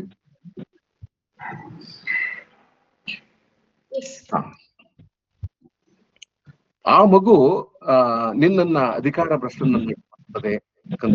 ಈ ಭವಿಷ್ಯ ಪ್ರೊಮಿಥಿಯಸ್ನಿಗೆ ಗೊತ್ತಿರ್ತದೆ. ಪ್ರೊಮಿಥಿಯಸ್ನಿಗೆ ಈ ಭವಿಷ್ಯ ಗೊತ್ತಿದೆ ಅಂದ್ರೆ ತನ್ನ ಅಂತ್ಯ ಹೇಗಾಗ್ತದೆ, ಅಥವಾ ಯಾರು ತನ್ನ ಅಧಿಕಾರದಿಂದ ತನ್ನನ್ನು ಕಿತ್ತು ಹಾಕ್ತಾರೆ ಎನ್ನುವ ಒಂದು ಸತ್ಯ ಪ್ರೊಮಿಥಿಯಸ್ನಿಗೆ ಗೊತ್ತಿರ್ತದೆ ಎಂದು ಇವನಿಗೆ ದೇವತೆಗೆ ತಿಳಿದಿರ್ತದೆ, ಜೂವಸ್ ದೇವತೆಗೆ ತಿಳಿದಿರ್ತದೆ. ಹೀಗಾಗಿ ಅವನು ತನ್ನ ಕೆಲವು ಜನರನ್ನ ಕಳಿಸಿಕೊಟ್ಟು, ದೇವತೆಗಳನ್ನ ಕಳಿಸಿಕೊಟ್ಟು, ಆ ಸತ್ಯವನ್ನ ನೀನು ಹೇಳು ಅಂತ ಹೇಳ್ತಾನೆ. ಅವನು ಆ ಸತ್ಯವನ್ನ ಹೇಳುವುದಿಲ್ಲ. ಸೊ ಆಗ ಅವನು ಜೂವಸ್ ದೇವತೆ ಅವನನ್ನ ಸರ್ವನಾಶ ಮಾಡ್ತಾನೆ. ಈ ನಾಟಕದಲ್ಲಿ ನಡೀತಕ್ಕಂಥ ಘಟನೆ. ಈ ನಾಟಕ ಪ್ರಾರಂಭವಾಗುವುದು ಕ್ರಾಟಸ್ ನ ಮಾತಿನಿಂದ ಈ ನಾಟಕ ಪ್ರಾರಂಭ ಆಗ್ತದೆ. ನಾಟಕದ ಮೊದಲ ಸಂಭಾಷಣೆಯ ಕೊನೆ 2 ಸಾಲುಗಳನ್ನ ಓದ್ತೇನೆ. That he may learn to bear Zeus's tyranny and cease to play the lover of mankind. 2 ಸಂಗತಿಗಳನ್ನ ಕ್ರೋಟಸ್ ಹೇಳ್ತಾನೆ. ಒಂದು, ನೀನು ತಪ್ಪು ಅಪರಾಧ ಮಾಡಿರುವೆ, ಯಾಕಂದ್ರೆ ನೀನು ದೇವತೆಗಳ ವಿರುದ್ಧ ಕೆಲಸ ಮಾಡಿರುವೆ, ದೇವತೆಯ ವಿರುದ್ಧ, ಜೂಸ್ ದೇವತೆಯ ವಿರುದ್ಧ ಕೆಲಸವನ್ನ ಮಾಡಿರುವೆ. ಅದಕ್ಕಾಗಿ ನೀನು ಅವನ ಶಿಕ್ಷೆಯನ್ನ ಅನುಭವಿಸಲು ಸಿದ್ಧನಾಗಿರ್ಬೇಕು. That he may learn to bear Zeus's tyranny, ಅವನ ಟೆರನಿಯನ್ನ, ಅವನ ಶಿಕ್ಷೆಯನ್ನ, ಅವನ ಉಗ್ರ ಶಿಕ್ಷೆಯನ್ನ ತಡೆದುಕೊಳ್ಳುವ ಒಂದು ಶಕ್ತಿಯನ್ನ ನೀನು ಕಲಿತುಕೊಳ್ಳಬೇಕು ಅಂತಕ್ಕಂಥದ್ದು ಒಂದು. ಎರಡನೇದು, and sees to play the lover of mankind. You should not play the lover of ಮನ್ಕೈಂಡ್.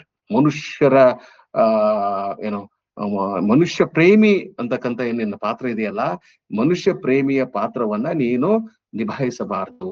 that you should cease to play the lover of mankind. ಇದು ಬಹಳ ಮಹತ್ವದ ಮಹತ್ವದ ಪ್ರಶ್ನೆ. ಅನೇಕ ಜನ ಸಂತರು ಶರಣರು ಮನುಷ್ಯರಿಗೆ ಒಳ್ಳೆಯದನ್ನು ಮಾಡ್ಲಿಕ್ಕೆ ಹೋಗಿ ತಮ್ಮ ಜೀವನವನ್ನೇ ತ್ಯಾಗ ಮಾಡಿದ್ದಾರೆ. ಅದು ಜೀಸಸ್ ಕ್ರೈಸ್ಟ್ ಆಗಿರ್ಬೋದು. ನಮ್ಮ ದೇಶದಲ್ಲೂ ಕೂಡ ಅನೇಕ ಸಂತರು ಶರಣರು ಒಂದು ಅಪಾಯವನ್ನ ತಂದುಕೊಟ್ಟಿದ್ದಾರೆ. ಅಂದ್ರೆ ನಾವು ಯಾವಾಗ ಮನುಷ್ಯರ ಪರವಾಗಿ ಮಾತನಾಡಲು ಪ್ರಾರಂಭಿಸುತ್ತೇವೆಯೋ ಆಗ ಅನೇಕ ಸಂಕಷ್ಟಗಳನ್ನ ನಾವು ಎದುರಿಸಬೇಕಾಗ್ತದೆ. ಹೀಗಾಗಿ ಅದನ್ನ ಬಿಟ್ಟು ಬಿಡು ಅಂತ ಸಾಕ್ರಾಟಿಸ್ಗೂ ಅದನ್ನ ಹೇಳಿದ್ರು. ನೀನು ಸತ್ಯವನ್ನ ನಿನ್ನ ಮಾತನ್ನ ನೀನು ಹಿಂಪಡೆಯಬೇಕು ಅಂತಕ್ಕಂಥ ಮಾತನ್ನ ಸಾಕ್ರಾಟಿಸ್ಗೂ ಕೂಡ ಹೇಳಿದ್ರು. ಯಾವ ಕಾಲದಲ್ಲಾಗಲಿ, ಯಾವುದೇ ಒಂದು ಪರಿಸರದಲ್ಲಾಗಲಿ ಅಖಂಡವಾದ ಅದ್ಭುತವಾದ ಸತ್ಯವನ್ನ ಹೇಳುವುದು ಬಹಳ ಸಾಹಸದ ಕೆಲಸ. ಈ ನಾಟಕ ಹೀಗೆ ಆರಂಭ ಆಗ್ತದೆ. ನಾಟಕ ಕೊನೆಗೊಳ್ಳುವುದು ಪ್ರೊಮಿಥಿಯಸ್ನ ಸಣ್ಣ ನಾಟಕ. ಒಂದು 3 ಸಾಲು ಇದೆ ಇಲ್ಲಿ. The scene closes with earthquake and thunder, in the midst of which Prometheus and the daughters of Ocean sink into the abyss. Abyss ಅಂತಂದ್ರೆ ಒಂದು ಪ್ರಪಾತ. ನಾಟಕದ ಕೊನೆಗೆ ಜೂವಸ್ ದೇವತೆ ಸೃಷ್ಟಿಸಿದ ಈ ಅರ್ಥಕ್ವೇಕ್ ಮತ್ತು ಥಂಡರ್ ಇದರಿಂದ ಅವನು ಪ್ರಪಾತದಲ್ಲಿ ಬಿದ್ದು ಸತ್ತು ಹೋಗ್ತಾನೆ ಅಂತಕ್ಕಂಥ ಮಾತು ಇಲ್ಲಿ ಬರ್ತದೆ. ಇವೆಲ್ಲ ಹಿನ್ನೆಲೆಯಾಗಿ ಇಟ್ಟುಕೊಂಡು ನೋಡಿದಾಗ ಕೆಲವು ಮುಖ್ಯ ಸಂಗತಿಗಳು ನಮ್ಮ ಅನುಭವಕ್ಕೆ ಬರ್ತವೆ. ಕೆಲವು 3-4 ಬಿಂದುಗಳನ್ನ ನಿಮ್ಮ ಮುಂದೆ ಇಟ್ಟು ನನ್ನ ಮಾತಿಗೆ ನಾನು ವಿರಾಮ ನೀಡ್ತೇನೆ. ಒಂದು, ಗ್ರೀಕ್ ದೇವತೆಗಳು ಮನುಷ್ಯರನ್ನು ತಮ್ಮ ಅಧೀನದಲ್ಲಿರುವ ಜೀವಿಗಳೆಂದು ಭಾವಿಸುತ್ತವೆ. This is the main difference between Greek gods and Indian gods. ಅಂದ್ರೆ ಮನುಷ್ಯರಲ್ಲಿ ಯಾವ ಶಕ್ತಿ ಇಲ್ಲ, ಸಾಮರ್ಥ್ಯವಿಲ್ಲ. ಮನುಷ್ಯಗೆ ತನ್ನದೇ ಆದಂತ ದೊಡ್ಡ ಮಟ್ಟದ ವಿವೇಕ ಇಲ್ಲ ಅಂತಕ್ಕಂಥದ್ದು. ಅಂದ್ರೆ ನೀವು ಯಾವತ್ತಿದ್ರೂ ದೇವತೆಗಳಿಗೆ ಅಧೀನರಾಗಿರ್ಬೇಕು ಅಂತಕ್ಕಂಥ ಒಂದು ಪರಿಕಲ್ಪನೆ ಗ್ರೀಕ್ ಪುರಾಣದಲ್ಲಿ ಇದೆ. ಆದ್ರೆ ಪ್ರೊಮಿಥಿಯಸ್ ಮಣ್ಣು ಮತ್ತು ನೀರಿನಿಂದ ಮೊದಲ ಮಾನವನನ್ನ ಸೃಷ್ಟಿಸ್ತಾನೆ ಅನ್ನೋದು ಒಂದು. ಪ್ರೊಮಿಥಿಯಸ್ 2 ತಪ್ಪುಗಳನ್ನ ಮಾಡ್ತಾನೆ. ಅಂದ್ರೆ ಅವನು ತಪ್ಪುಗಳನ್ನ ಮಾಡಿರೋದಿಲ್ಲ, ದೇವತೆಯ ದೃಷ್ಟಿಯಲ್ಲಿ 2 ತಪ್ಪುಗಳನ್ನ ಅವನು ಮಾಡ್ತಾನೆ. ಮೊದಲನೆಯ ತಪ್ಪು ಏನಂದ್ರೆ, ಯಜ್ಞದಲ್ಲಿ, ಅದನ್ನ ರಾಜು ಅವರು ಆಗಲೇ ಹೇಳಿದ್ರು, ಯಜ್ಞದಲ್ಲಿ ಜೂವಸ್ ಏನ್ ಮಾಡ್ತಾನೆ ಅಂದ್ರೆ, ಜೂವಸ್ ಮೋಸ ಮಾಡಿ ಎತ್ತಿನ ಅಸ್ಥಿ ಮತ್ತು ಅದರ ಕೊಬ್ಬನ್ನು ದೇವತೆಗಳ ಪಾಲಾಗಿ ಆಯ್ಕೆ ಮಾಡಿ ಉತ್ತಮ ಮಾಂಸವನ್ನು ಮಾನವರ ಪಾಲಾಗುವಂತೆ ಮಾಡ್ತಾನೆ. ಒಂದು ಯಜ್ಞದಲ್ಲಿ ಒಂದು ಎತ್ತನ್ನ ಸ್ಯಾಕ್ರಿಫೈಸ್ ಮಾಡ್ಲಾಗ್ತದೆ, ಬಲಿ ಕೊಡ್ಲಾಗ್ತದೆ. ಆ ಎತ್ತಿನ ಒಳ್ಳೆಯ ಮಾಂಸವನ್ನ ಅವನು ಮಾನವರಿಗೆ ಕೊಡ್ತಾನೆ, ಅದರ ಕೊಬ್ಬು ಮತ್ತು ಅಸ್ಥಿಯನ್ನ ಮಾತ್ರ ದೇವತೆಗಳಿಗೆ ಕೊಡ್ತಾನೆ. ಹೀಗಾಗಿ ಅವನು ದೇವತೆಗಳ ವಿರುದ್ಧವಾಗಿ ಮನುಷ್ಯರ ಪರವಾಗಿ ಕೆಲಸ ಮಾಡುವ ವ್ಯಕ್ತಿ ಎಂಬ ಕಾರಣಕ್ಕಾಗಿ ದೇವತೆಗಳು ಅಸಮಾಧಾನಗೊಳ್ತಾರೆ. ಇದು ಒಂದು ಅವನು ಮಾಡಿದ ಅಪರಾಧ. ಇದಕ್ಕೆ ಪ್ರತಿಯಾಗಿ ಜೂಸ್ ದೇವತೆ ಮಾನವರಿಂದ ಅಗ್ನಿಯನ್ನ ಕಸಿದುಕೊಡ್ತಾನೆ. To punish humankind, or to punish Prometheus. ನೀನು ಈ ಎತ್ತಿನ ಕೆಟ್ಟ ಮಾಂಸವನ್ನ ನಮಗೆ ಕೊಟ್ಟು, ಅಥವಾ ಒಳ್ಳೆಯ ಮಾಂಸವನ್ನ ಮಾನವರಿಗೆ ಕೊಟ್ಟು, ಒಳ್ಳೆಯದಲ್ಲದ ಮಾಂಸವನ್ನ ನಮಗೆ ಕೊಟ್ಟ ಕಾರಣಕ್ಕಾಗಿ ನಾನು ಈ ಮನುಷ್ಯರಿಂದ ಅಗ್ನಿಯನ್ನ ನಾನು ಕಸಿದುಕೊಡುತ್ತೇನೆ ಅಂತ ಅವನು ಕಸಿದುಕೊಂಡು ಬಿಡ್ತಾನೆ. ಆಗ ದೇವತೆಗಳ ಪವಿತ್ರ ಅಗ್ನಿಯನ್ನ ಕದ್ದು ಸೊಪ್ಪಿನ ಕಾಂಡದೊಳಗೆ ಅಡಗಿಸಿ ಅದನ್ನ ಭೂಮಿಗೆ ತಂದು ಪ್ರೊಮಿಥಿಯಸ್ ಕೊಡ್ತಾನೆ. ಈ ಕಾರಣಕ್ಕಾಗಿ, ಈ ಒಂದು ಅಪರಾಧಕ್ಕಾಗಿ ಜೂವಸ್ ಪ್ರೊಮಿಥಿಯಸ್ನನ್ನ ಕಾಕ್ಸೇಸ್ ಅಂತ ಒಂದು ಪರ್ವತದ ಹೆಸರು, ಕಾಕೇಸಸ್ ಪರ್ವತದಲ್ಲಿನ ಒಂದು ಬಂಡೆಗೆ ಅವನನ್ನ ಕಟ್ಟಲಾಗ್ತದೆ. ಪ್ರತಿದಿನ ದೈತ್ಯಾಕಾರದ ಹದ್ದು ಬಂದು ಅವನ ಎಕೃತ್ ಅಂತಂದ್ರೆ ಅದು ಲೀವರ್, ಅದನ್ನ ಕಿತ್ತು ತಿಂತದೆ. ಆದ್ರೆ ಪುರಾಣದಲ್ಲಿ ಅಲ್ಲಿ ಒಬ್ಬ ಸೇವಿಯರ್ ಬರ್ತಾನೆ, ಒಬ್ಬ ರಕ್ಷಕ ಬರ್ತಾನೆ. ಅವನೇ ಹೆರಾಕ್ಲಿಸ್ ಹರ್ಕ್ಯುಲಸ್. ಅವನು ಬಾಣದಿಂದ ಆ ಹದ್ದನ್ನ ಕೊಂದು ಪ್ರೊಮಿಥಿಯಸ್ನನ್ನ ಆ ಸಂಕೋಲೆಗಳನ್ನ ಮುರಿದು ಅವನನ್ನ ಬಿಡುಗಡೆ ಮಾಡ್ತಾನೆ. ಹೀಗೆ ಪ್ರತಿಯೊಂದು ನಾಗರಿಕತೆಯಲ್ಲಿ ಯಾವನೋ ಬಿಡುಗಡೆಗಾಗಿ ಅನೇಕ ಜೀವಿಗಳು ಕಾದ್ಕೊಂಡು ಕೂತಿರ್ತವೆ. ಈಗ ನನ್ನ ಮಾತಿಗೆ ಕೊನೆಗೆ ಬರ್ತೇನೆ. ಯಾಕೆ ಈ ನಾಟಕವನ್ನು ಓದ್ಬೇಕು, ಈ ಪ್ರಶ್ನೆಯನ್ನು ಇಟ್ಟುಕೊಂಡು ಅದಕ್ಕೆ ಉತ್ತರವಾಗಿ 3 ಬಿಂದುಗಳನ್ನ ತಮ್ಮ ಗಮನಕ್ಕೆ ತಂದು ನನ್ನ ಮಾತಿಗೆ ವಿದಾಯ ನೀಡ್ತೇನೆ. ಮೊದಲನೆಯದು, ಅಧಿಕಾರ ಮತ್ತು ನ್ಯಾಯದ ನಡುವಿನ ಸಂಘರ್ಷವನ್ನ ಅರ್ಥ ಮಾಡಿಕೊಳ್ಳಲು ನಾವು ಈ ನಾಟಕವನ್ನ ಓದ್ಬೇಕು. ಎಲ್ಲಾ ಕಾಲಕ್ಕೂ ಅಧಿಕಾರದ ಬಗ್ಗೆ ಮತ್ತು ನ್ಯಾಯದ ಬಗ್ಗೆ ಅನೇಕ ಪ್ರಶ್ನೆಗಳನ್ನ ನಾವು ಕೇಳ್ತಾ ಹೋಗ್ತಿರ್ತೇವೆ. ನಾವು ಕೆಲವರು ಸರಿಯಾದ ಪ್ರಶ್ನೆ ಕೇಳ್ತಾರೆ, ಕೆಲವರು ಸರಿಯಾದ ಪ್ರಶ್ನೆಗಳನ್ನ ಕೇಳೋದಿಲ್ಲ. ಯಾಕಂದ್ರೆ ಪ್ರಶ್ನೆ ಕೇಳೋದಕ್ಕೂ ಒಂದು ಸಾಮರ್ಥ್ಯ ಇರಬೇಕು, ಒಂದು ಜವಾಬ್ದಾರಿ ಇರಬೇಕು. ನಮ್ಮ ಸಮಕಾಲೀನ ರಾಜಕೀಯ, ಸಾಹಿತ್ಯಿಕ, ಸಾಂಸ್ಕೃತಿಕ ಪರಿಸರವನ್ನ ನಾವು ವೀಕ್ಷಣೆ ಮಾಡಿದರೆ ಅನೇಕ ಜನರು ತಮ್ಮ ಸಾಮರ್ಥ್ಯವನ್ನ ಮೀರಿ ಅಥವಾ ಸಂವಿಧಾನದ ಚೌಕಟ್ಟನ್ನ ಮೀರಿ ಪ್ರಶ್ನೆಗಳನ್ನು ಕೇಳ್ತಾ ಇದ್ದಾರೆ. ಹೀಗಾಗಿ ಯಾರು ಪ್ರಶ್ನೆಗಳನ್ನು ಕೇಳಬೇಕು, ಯಾವ ರೀತಿಯ ಪ್ರಶ್ನೆಗಳು ಕೇಳಬೇಕು, ಪ್ರಶ್ನೆ ಕೇಳುವ ಹಕ್ಕು ಅಧಿಕಾರ ಎಲ್ಲರಿಗೂ ಇದೆಯೇ, ಈ ಎಲ್ಲ ಪ್ರಶ್ನೆಗಳನ್ನ ಕೇಳ್ಕೊಳ್ಬೇಕು. ಕೇವಲ ಇದು ಪ್ರಜಾಪ್ರಭುತ್ವವಿದೆ, ನಮಗೆ ಮಾತನಾಡುವ ಸ್ವಾತಂತ್ರ್ಯವಿದೆ, ಬರೆಯುವ ಸ್ವಾತಂತ್ರ್ಯವಿದೆ ಎಂಬ ಕಾರಣಕ್ಕಾಗಿ ನಾವು ಮನಸ್ಸಿಗೆ ಬಂದಂತೆ ಮಾತನಾಡಲು ಬರುವುದಿಲ್ಲ, ಮನಸ್ಸಿಗೆ ಬಂದಂತೆ ಬರೆಯಲು ಕೂಡ ಬರುವುದಿಲ್ಲ. ಎಲ್ಲದಕ್ಕೂ ಒಂದು ಚೌಕಟ್ಟು ಇದೆ, ಎಲ್ಲದಕ್ಕೂ ಒಂದು ಲಕ್ಷ್ಮಣ ರೇಖೆ ಇದೆ. ಸಂವಿಧಾನ ಅನ್ನುವುದೇ ಒಂದು ಲಕ್ಷ್ಮಣ ರೇಖೆ. ಆದ್ರೆ ಕೆಲವರು ಸಂವಿಧಾನದ ಹೆಸರಿನಲ್ಲಿ ಆ ಲಕ್ಷ್ಮಣ ರೇಖೆಯನ್ನ ದಾಟಿ ಆಡಬಾರದ ಮಾತುಗಳನ್ನ ಆಡ್ತಾರೆ, ಹಿಂಸೆಯ ಮಾತುಗಳನ್ನ ಆಡ್ತಾರೆ. ಹೀಗಾಗಿ ಈ ಸಂದರ್ಭದಲ್ಲಿ ಈ ನಾಟಕವನ್ನು ಓದುವ ಅಗತ್ಯವಿದೆ. ಮೊದಲನೆಯ ಉತ್ತರ ಏನು ಅಂತಂದ್ರೆ, ಯಾಕೆ ಈ ನಾಟಕ ಓದ್ಬೇಕು ಎಂಬ ಪ್ರಶ್ನೆಗೆ ಮೊದಲನೆಯ ಉತ್ತರ, ಅಧಿಕಾರ ಮತ್ತು ನ್ಯಾಯದ ನಡುವಿನ ಸಂಘರ್ಷವನ್ನ ಅರ್ಥ ಮಾಡಿಕೊಳ್ಳಲು ಅಥವಾ ಈ ನಾಟಕವನ್ನ ಓದ್ಬೇಕು. ಅಂದ್ರೆ ಮನುಕುಲದ ಹಿತಕ್ಕಾಗಿ ತನ್ನ ಜೀವನ ತ್ಯಾಗ ಮಾಡಿದ ಪ್ರೊಮಿಥಿಯಸ್ ಹಾಗೂ ಪರಮಾಧಿಕಾರದ ಪ್ರತೀಕವಾದ ಝ್ಯೂಸ್ ನಡುವಿನ ಸಂಘರ್ಷ ಎರಡು ಪ್ರಶ್ನೆಗಳನ್ನ ಹುಟ್ಟುಹಾಕ್ತದೆ. ಎರಡು ಬಹಳ ಅನಾದಿ ಕಾಲದ ಪ್ರಶ್ನೆಗಳನ್ನ ಹುಟ್ಟುಹಾಕ್ತದೆ. ದೀಸ್ ಆರ್ ಸಿವಿಲೈಸೇಷನಲ್ ಕ್ವೆಶ್ಚನ್ಸ್ ಅಂತಲೂ ನಾವು ಕರೀಬಹುದು. ಮೊದಲನೇ ಪ್ರಶ್ನೆ ಏನಂದ್ರೆ, ಅಧಿಕಾರವನ್ನ ಪ್ರಶ್ನೆ ಇಲ್ಲದೆ ಒಪ್ಪಿಕೊಳ್ಳಬೇಕೇ? ದೇವತೆಯ ಅಧಿಕಾರವಾದ್ರೂ ಕೂಡ ನಾವು ಪ್ರಶ್ನೆ ಮಾಡಬೇಕು ಅಂತಕ್ಕಂಥದ್ದು ಒಂದು.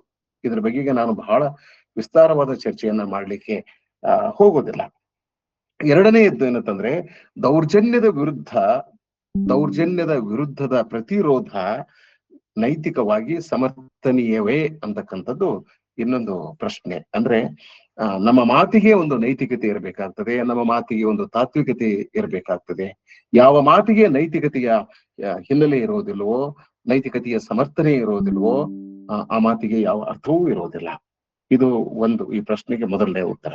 ಎರಡನೆಯದು, ಜ್ಞಾನ ಮತ್ತು ನಾಗರಿಕತೆಯ ಮಹತ್ವವನ್ನ ಅರಿಯಲು ಈ ನಾಟಕವನ್ನು ಓದ್ಬೇಕು. What is knowledge and what is human civilisation? ಈ ಪ್ರಶ್ನೆಗಳಿಗೆ ಉತ್ತರವನ್ನ ಕಂಡುಕೊಳ್ಳಲಿಕ್ಕೆ ನಾವು ಈ ನಾಟಕವನ್ನ ಓದ್ಬೇಕು. ಇಲ್ಲಿ ಜ್ಞಾನ, ತಂತ್ರಜ್ಞಾನ ಮತ್ತು ಸೃಜನಶೀಲತೆ, ನಾಗರಿಕತೆಯ ಬೆಳವಣಿಗೆಗೆ ಪ್ರೊಮಿಥಿಯಸ್ ಸಂಕೇತವಾಗಿದ್ದಾನೆ. ಅವನ ಮಾತುಗಳು, ಅವನ ಆಲೋಚನೆಗಳು, ಅವನ ತಾತ್ವಿಕತೆಗಳು ನಾವು ಸರಿಯಾಗಿ ಅರ್ಥ ಮಾಡಿಕೊಡ್ಬೇಕು. ಯಾಕಂದ್ರೆ ನಾವೆಲ್ಲರೂ ಮನುಕುಲದ ಉದ್ಧಾರಕ್ಕಾಗಿ, ಮನುಕುಲದ ಶ್ರೇಯಸ್ಸಿಗಾಗಿ, ಮನುಕುಲದ ರಕ್ಷಣೆಗಾಗಿ ನಾವು ನಿಲ್ಬೇಕು. ನಮ್ಮ ಕೆಲವು ಜನ ನಟರು, ನಟಿಯರು, ಲೇಖಕರು ಒಟ್ಟು ಮನುಕುಲದ ಉದ್ಧಾರದ ಹಿನ್ನೆಲೆಯಲ್ಲಿ ಮಾತನಾಡುವುದಿಲ್ಲ.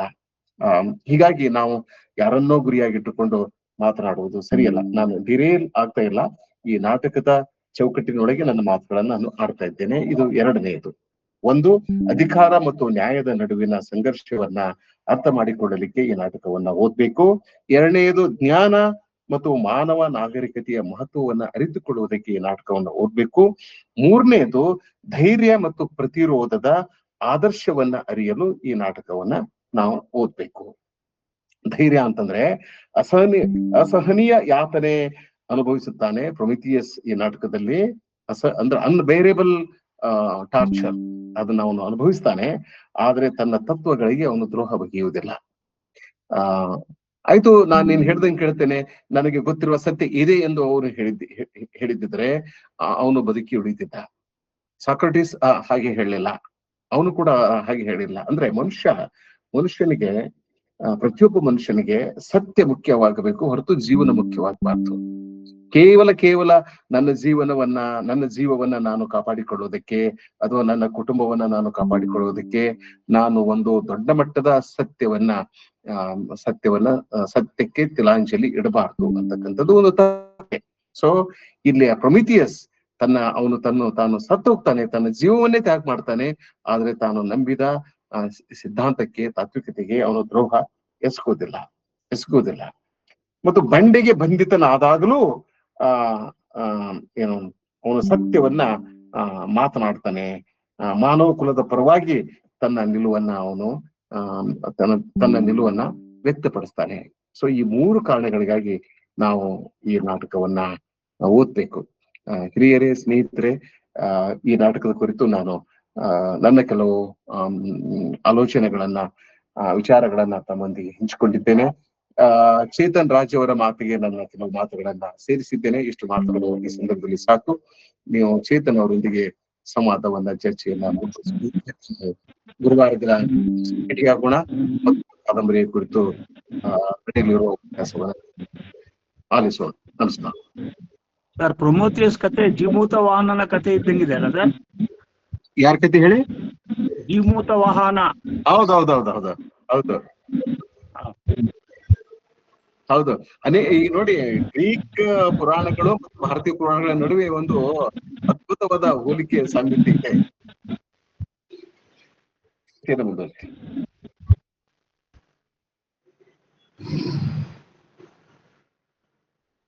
ಸರ್, ಧನ್ಯವಾದಗಳು.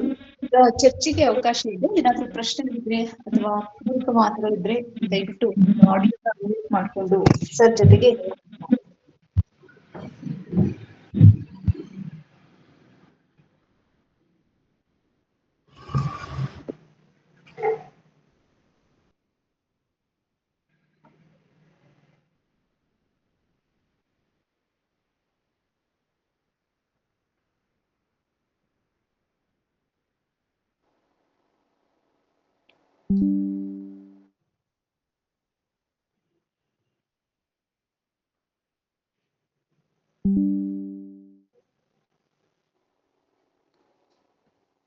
ಹಲೋ ಮಾತಾಡಿ ಮ್ಯಾಮ್. ಹಲೋ ಮಾತಾಡಿ. ಹಲೋ, ಇದು ಚೇತನ್ ಸರ್ ಅವ್ರಿಗೆ ಪ್ರಶ್ನೆ. Sir, my question was like what was Prometheus to ancient Greeks, so is Dr. Ambedkar to modern India. Would you like to comment on this, sir? Thank you. Yes, madam. It's a great observation actually. ಆ ಒಂದು ವ್ಯವಸ್ಥೆ ಒಳಗೆ ವ್ಯವಸ್ಥೆಯನ್ನ ಅದರಿಂದ ತೊಂದರೆ ಆಗ್ತದೆ ಅಂತ ಗೊತ್ತಾದಂತ ಸಂದರ್ಭದಲ್ಲಿ ಪ್ರೊಮಿಥಿಯಸ್ ಯಾವ ರೀತಿಯಲ್ಲಿ ತನಗೆ ವೈಯಕ್ತಿಕವಾಗಿ ತೊಂದರೆ ಆದ್ರೂ ತನ್ನ ಒಂದು ಜನಗಳಿಗೆ ಒಳ್ಳೇದಾಗ್ಬೇಕು ಅಂತ ಏನು ಹೋರಾಟ ಮಾಡ್ತಿದ್ರು, ಅದಕ್ಕೆ ಎಕ್ಸಾಕ್ಟ್ಲಿ ಸಿಮಿಲರ್ ಆಗಿನೇ ವ್ಯವಸ್ಥೆ ಕೊಟ್ಟರು. ಬಿ ಆರ್ ಅಂಬೇಡ್ಕರ್ ಅವರು ಸಹ ತಮ್ಮ ವೈಯಕ್ತಿಕ ನೆಲೆಗಟ್ಟಿನಲ್ಲಿ ಯೋಚನೆ ಮಾಡ್ಲಾರ್ದೇನೆ ತನ್ನ ಸಮುದಾಯಕ್ಕೆ ಅಥವಾ ಎಲ್ಲ ದೇಶದಲ್ಲಿ ತುಳಿತಕ್ಕೊಳಗಾಗಿರ್ತಕ್ಕಂಥ ಎಲ್ಲರಿಗೂ ಒಂದು ಒಳ್ಳೆದನ್ನ ಮಾಡ್ಬೇಕಂತ ಹೇಳಿ ಸಾಕಷ್ಟು ಕಷ್ಟಗಳನ್ನ ಅನುಭವಿಸಿದ್ರು, ಸಾಕಷ್ಟು ನೋವುಗಳನ್ನ ಹೊಂದ್ರು. ಆ ನಿಟ್ಟಿನಲ್ಲಿ ಖಂಡಿತವಾಗ್ಲೂ ಆ ಒಂದು ವ್ಯವಸ್ಥೆಯ ವಿರುದ್ಧ ಆ ಒಂದು ಗಟ್ಟಿದೆನೆಯನ್ನ ತಗೊಂಡು ವೈಯಕ್ತಿಕ ಮಟ್ಟದಲ್ಲಿ ತೊಂದರೆಗಳನ್ನ ಅನುಭವಿಸಿದ್ರು, ಸಾಕಷ್ಟು ನೋವನ್ನ ತಿಂದ್ರು ಸಹ ತನ್ನ ಸಿದ್ಧಾಂತಗಳಿಗೆ ಬದ್ಧನಾಗಿ ಯಾವುದೇ ಆಮಿಷಗಳಿಗೆ ಬಗ್ಗದೇನೆ ಇದ್ದಂಥದ್ದು ಇಬ್ಬರ ನಡುವೆ ಒಂದು ಖಂಡಿತವಾಗ್ಲೂ ಒಂದು ಸಾಮ್ಯತೆ ಇದೆ ಅಂತಕ್ಕಂಥದ್ದು. And thank you madam for this observation. ಬಹಳ ಅದ್ಭುತವಾದಂತಹ ಒಂದು ಹೋಲಿಕೆಯನ್ನ ಕೊಟ್ಟಿರ್ತಕ್ಕಂಥದ್ದು. Thank you sir. Thank you sir. Chetan ಅವರ ಮಾತಿಗೆ ಒಂದು ಮಾತನ್ನ ನಾನು ಜೋಡಿಸ್ಬೇಕು. ಒಳ್ಳೆ ಪ್ರಶ್ನೆ ಮತ್ತು ಚೇತನ್ ಬಹಳ ಸರಿಯಾಗಿ ಅದಕ್ಕೆ ಉತ್ತರ ನೀಡಿದ್ರು. ಈ ಅಗ್ನಿ ಅನ್ನೋದು ಇದು ಜ್ಞಾನದ ಸಂಕೇತ, ತಿಳುವಳಿಕೆಯ ಸಂಕೇತ, ಅರಿವಿನ ಸಂಕೇತ. ಅಂಬೇಡ್ಕರ್ ಅವರು ಕೇವಲ ದಲಿತರಿಗೆ ಮಾತ್ರ ಅವರು ದಾರಿಯನ್ನ ತೆರೆದು ಅವರು ಸತ್ಯದ ದಾರಿಯಲ್ಲಿದ್ದರು. ಇಡೀ ಮನುಕುಲದ ಅಭಿವೃದ್ಧಿಗಾಗಿ ಅವರು ಶ್ರಮಿಸಿದವರು. ಅಟ್ಲೀಸ್ಟ್ ಭಾರತೀಯರಿಗಾಗಿ ಅಥವಾ ಭಾರತೀಯರ ಕಲ್ಯಾಣಕ್ಕಾಗಿ ಅವರು ತಮ್ಮ ಜೀವನವನ್ನ ಇದ್ರು ಅನ್ನೋದು ಒಂದು ದೊಡ್ಡ ಪರಂಪರೆ ಇದೆ ನಮ್ಮಲ್ಲಿ. ಸುಮಾರು 4,000-5,000 ವರ್ಷಗಳ ಭಾರತೀಯ ನಾಗರಿಕತೆಯಲ್ಲಿ ಇಂಥ ಅನೇಕ ಜ್ಯೋತಿಗಳನ್ನ ಹಿಡಿದುಕೊಂಡಂತ ಸಂತರು, ಶರಣರು, ಮಹನೀಯರು ಅನೇಕ ಜನ ಋಷಿಮುನಿಗಳು ಇದ್ದಾರೆ. ಬುದ್ಧ ಬಂದು ಹೋಗಿದ್ದಾನೆ, ಮಹಾವೀರ ಬಂದು ಹೋಗಿದ್ದಾನೆ, ಆಮೇಲೆ ಶರಣರು ಬಂದ್ರು, ಶಂಕರರು ಬಂದ್ರು, ಕನಕದಾಸರು ಬಂದ್ರು, ಪುರಂದರದಾಸರು ಬಂದ್ರು, ಆಮೇಲೆ ವಿವೇಕಾನಂದ ಅವ್ರು ಬಂದ್ರು, ಅಂಬೇಡ್ಕರ್ ಅವರು ಬಂದ್ರು. ಒಂದು ದೊಡ್ಡ ಪರಂಪರೆ ಇದೆ. ಅಂಬೇಡ್ಕರ್ ಅವರು ಈ ಒಂದು ದೊಡ್ಡ ಪರಂಪರೆಯ ವಾರಸುದಾರರು. ಅಂದ್ರೆ ಜಗತ್ತಿಗೆ ಬೆಳಕನ್ನು ತೋರಿಸಿದ, ಜಗತ್ತಿಗೆ ಬೆಳಕಿನ ದಾರಿಯಲ್ಲಿ ಮನುಷ್ಯರನ್ನ ತೆಗೆದುಕೊಂಡು ಹೋದ ಒಂದು ದೊಡ್ಡ ಭಾರತೀಯ ಪರಂಪರೆಯ ಬಹಳ ಸಮರ್ಥವಾದ ವಾರಸುದಾರರು. ಬಹಳ ಒಳ್ಳೆಯ ಪ್ರಶ್ನೆ. ನನಗೆ ಮಾತನಾಡುವಾಗ ಅಂಬೇಡ್ಕರ್ ನೆನಪಿಗೆ ಬರಲಿಲ್ಲ.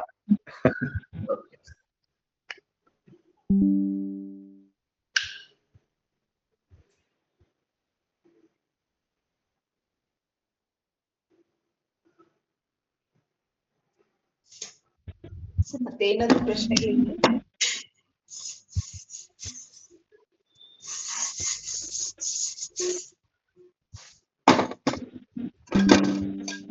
ಮೇಡಮ್, ಪ್ರಶ್ನೆಗಳು ಇಲ್ಲಂದ್ರೆ ನೀವು ಕಾರ್ಯಕ್ರಮ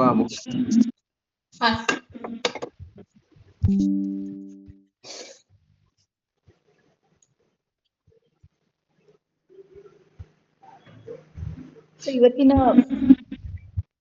ಉಪನ್ಯಾಸ ಕಾರ್ಯಕ್ರಮದಲ್ಲಿ ಪ್ರೊಮಿಥಿಯಸ್ ಪೌಂಡ್ ನಾಟಕದ ಕುರಿತಾಗಿ ಇವತ್ತು ಮಾತನಾಡುತ್ತಿರುವಂತಹ ಚೇತನ್ ರಾಜ್ ಅವರಿಗೆ ಧಾರವಾಡ ಕಟ್ಟೆಯ ಬಳಗದ ಪರವಾಗಿ ಹಾಗೆ ಇಲ್ಲಿ ನಡೆದಿರುವಂತಹ ಎಲ್ಲ ಸಾಹಿತ್ಯಾಸಕ್ತರ ಪರವಾಗಿ ತುಂಬು ಹೃದಯದ ಧನ್ಯವಾದಗಳನ್ನ ಅರ್ಪಿಸ್ತೇವೆ. ಧನ್ಯವಾದಗಳು ಸರ್. Thank you sir. ಹಾಗೆ ಈ ಕಾರ್ಯಕ್ರಮದ ಅಧ್ಯಕ್ಷತೆಯನ್ನ ವಹಿಸಿದ very well. Thank you, sir. Thank you so much. May God bless you. Yes, madam. Yes, ಈ ಕಾರ್ಯಕ್ರಮದ ಅಧ್ಯಕ್ಷತೆಯನ್ನ ವಹಿಸಿರುವಂತಹ ಪ್ರೊಫೆಸರ್ ಬಸವರಾಜ್ ದ್ರೋಣ ಸರ್ಗೂ ಕೂಡ ಧನ್ಯವಾದಗಳನ್ನ ಅರ್ಪಿಸ್ತೇವೆ. ಧನ್ಯವಾದಗಳು ಸರ್. ಈ ಕಾರ್ಯಕ್ರಮದಲ್ಲಿ ಉಪಸ್ಥಿತ ಇರುವಂತಹ ಎಲ್ಲ ಸಾಹಿತ್ಯಾಸಕ್ತರಿಗೆ, ಹಿರಿಯರಿಗೆ, ಬಳಗದವರಿಗೆ, ಪದಾಧಿಕಾರಿಗಳಿಗೆ ಧನ್ಯವಾದಗಳನ್ನ ಅರ್ಪಿಸ್ತಾ ಇವತ್ತಿನ ಕಾರ್ಯಕ್ರಮವನ್ನ ಮುಕ್ತಾಯ ಮಾಡ್ತೇವೆ. ಧಾರವಾಡ ಕಟ್ಟೆಯ ಕಾರ್ಯಕ್ರಮಗಳು ನಿರಂತರವಾಗಿ ಗುರುವಾರ ಸಂಜೆ 6 ಗಂಟೆಗೆ ಈಗಾಗಲೇ 42 ಕನ್ನಡದ ಪ್ರಮುಖ ಕಾದಂಬರಿಗಳ ಕುರಿತಾದಂತಹ ಉಪನ್ಯಾಸ ಮಾಲಿಕೆ ಪ್ರಾರಂಭವಾಗಿದ್ದು, ಗುರುವಾರ ಸಂಜೆ 6 ಗಂಟೆಗೆ ಕಾರ್ಯಕ್ರಮಗಳು ಜರುಗ್ತಾ ಇರ್ತವೆ. ನಮ್ಮ ಕಟ್ಟೆಯ ವೆಬ್ಸೈಟ್ ಅನ್ನ ಹಾಗೆ ಯೂಟ್ಯೂಬ್ ಚಾನಲ್ ಕೂಡ ಇದೆ, ಅದನ್ನ ಸಬ್ಸ್ಕ್ರೈಬ್ ಮಾಡ್ಕೊಳ್ಳಿ. ಮೂಲಕ ಅಕಸ್ಮಾತ್ ತಾವು ಕಾರ್ಯಕ್ರಮವನ್ನ ಮಿಸ್ ಮಾಡ್ಕೊಂಡಿದ್ರೆ ಅದನ್ನ ಅಲ್ಲಿ ವಾಚ್ ಮಾಡ್ಬೋದು. ಮತ್ತೆ ಅದನ್ನ ಎಲ್ಲಾ ಕಡೆನೂ ಶೇರ್ ಮಾಡಿ. ಬಹಳ ಮಹತ್ವದ ನಾಟಕಗಳ ಕುರಿತಾಗಿ ಹಾಗೆ ಕಾದಂಬರಿಗಳ ಕುರಿತಾಗಿ ಶನಿವಾರ ಮತ್ತೆ ಗುರುವಾರ ಕಾರ್ಯಕ್ರಮಗಳು ಇರ್ತವೆ. ಬುಧವಾರದಂದು ವಿಶೇಷವಾಗಿ ಇಂಗ್ಲಿಷ್ ನಲ್ಲಿ ಉಪನ್ಯಾಸಗಳು ಕಾಲಕಾಲಕ್ಕೆ ನಡೀತಾ ಇರುತ್ತೆ. ಇವೆಲ್ಲವೂ ಕೂಡ ಕಡ್ಡೆಯ ಬಳಗದಾರವಾಗಿ ನಮ್ಮ ಜೊತೆಗಿರ್ಬೇಕು ಅಂತ ಕೇಳ್ಕೊಳ್ತಾ ಮತ್ತೊಮ್ಮೆ ಧನ್ಯವಾದಗಳನ್ನ ಅರ್ಪಿಸಿ ಈ ಕಾರ್ಯಕ್ರಮವನ್ನು ಮುಕ್ತಾಯ ಮಾಡ್ತಾ ಇದ್ದೇವೆ. ಧನ್ಯವಾದಗಳು. Thank you so much.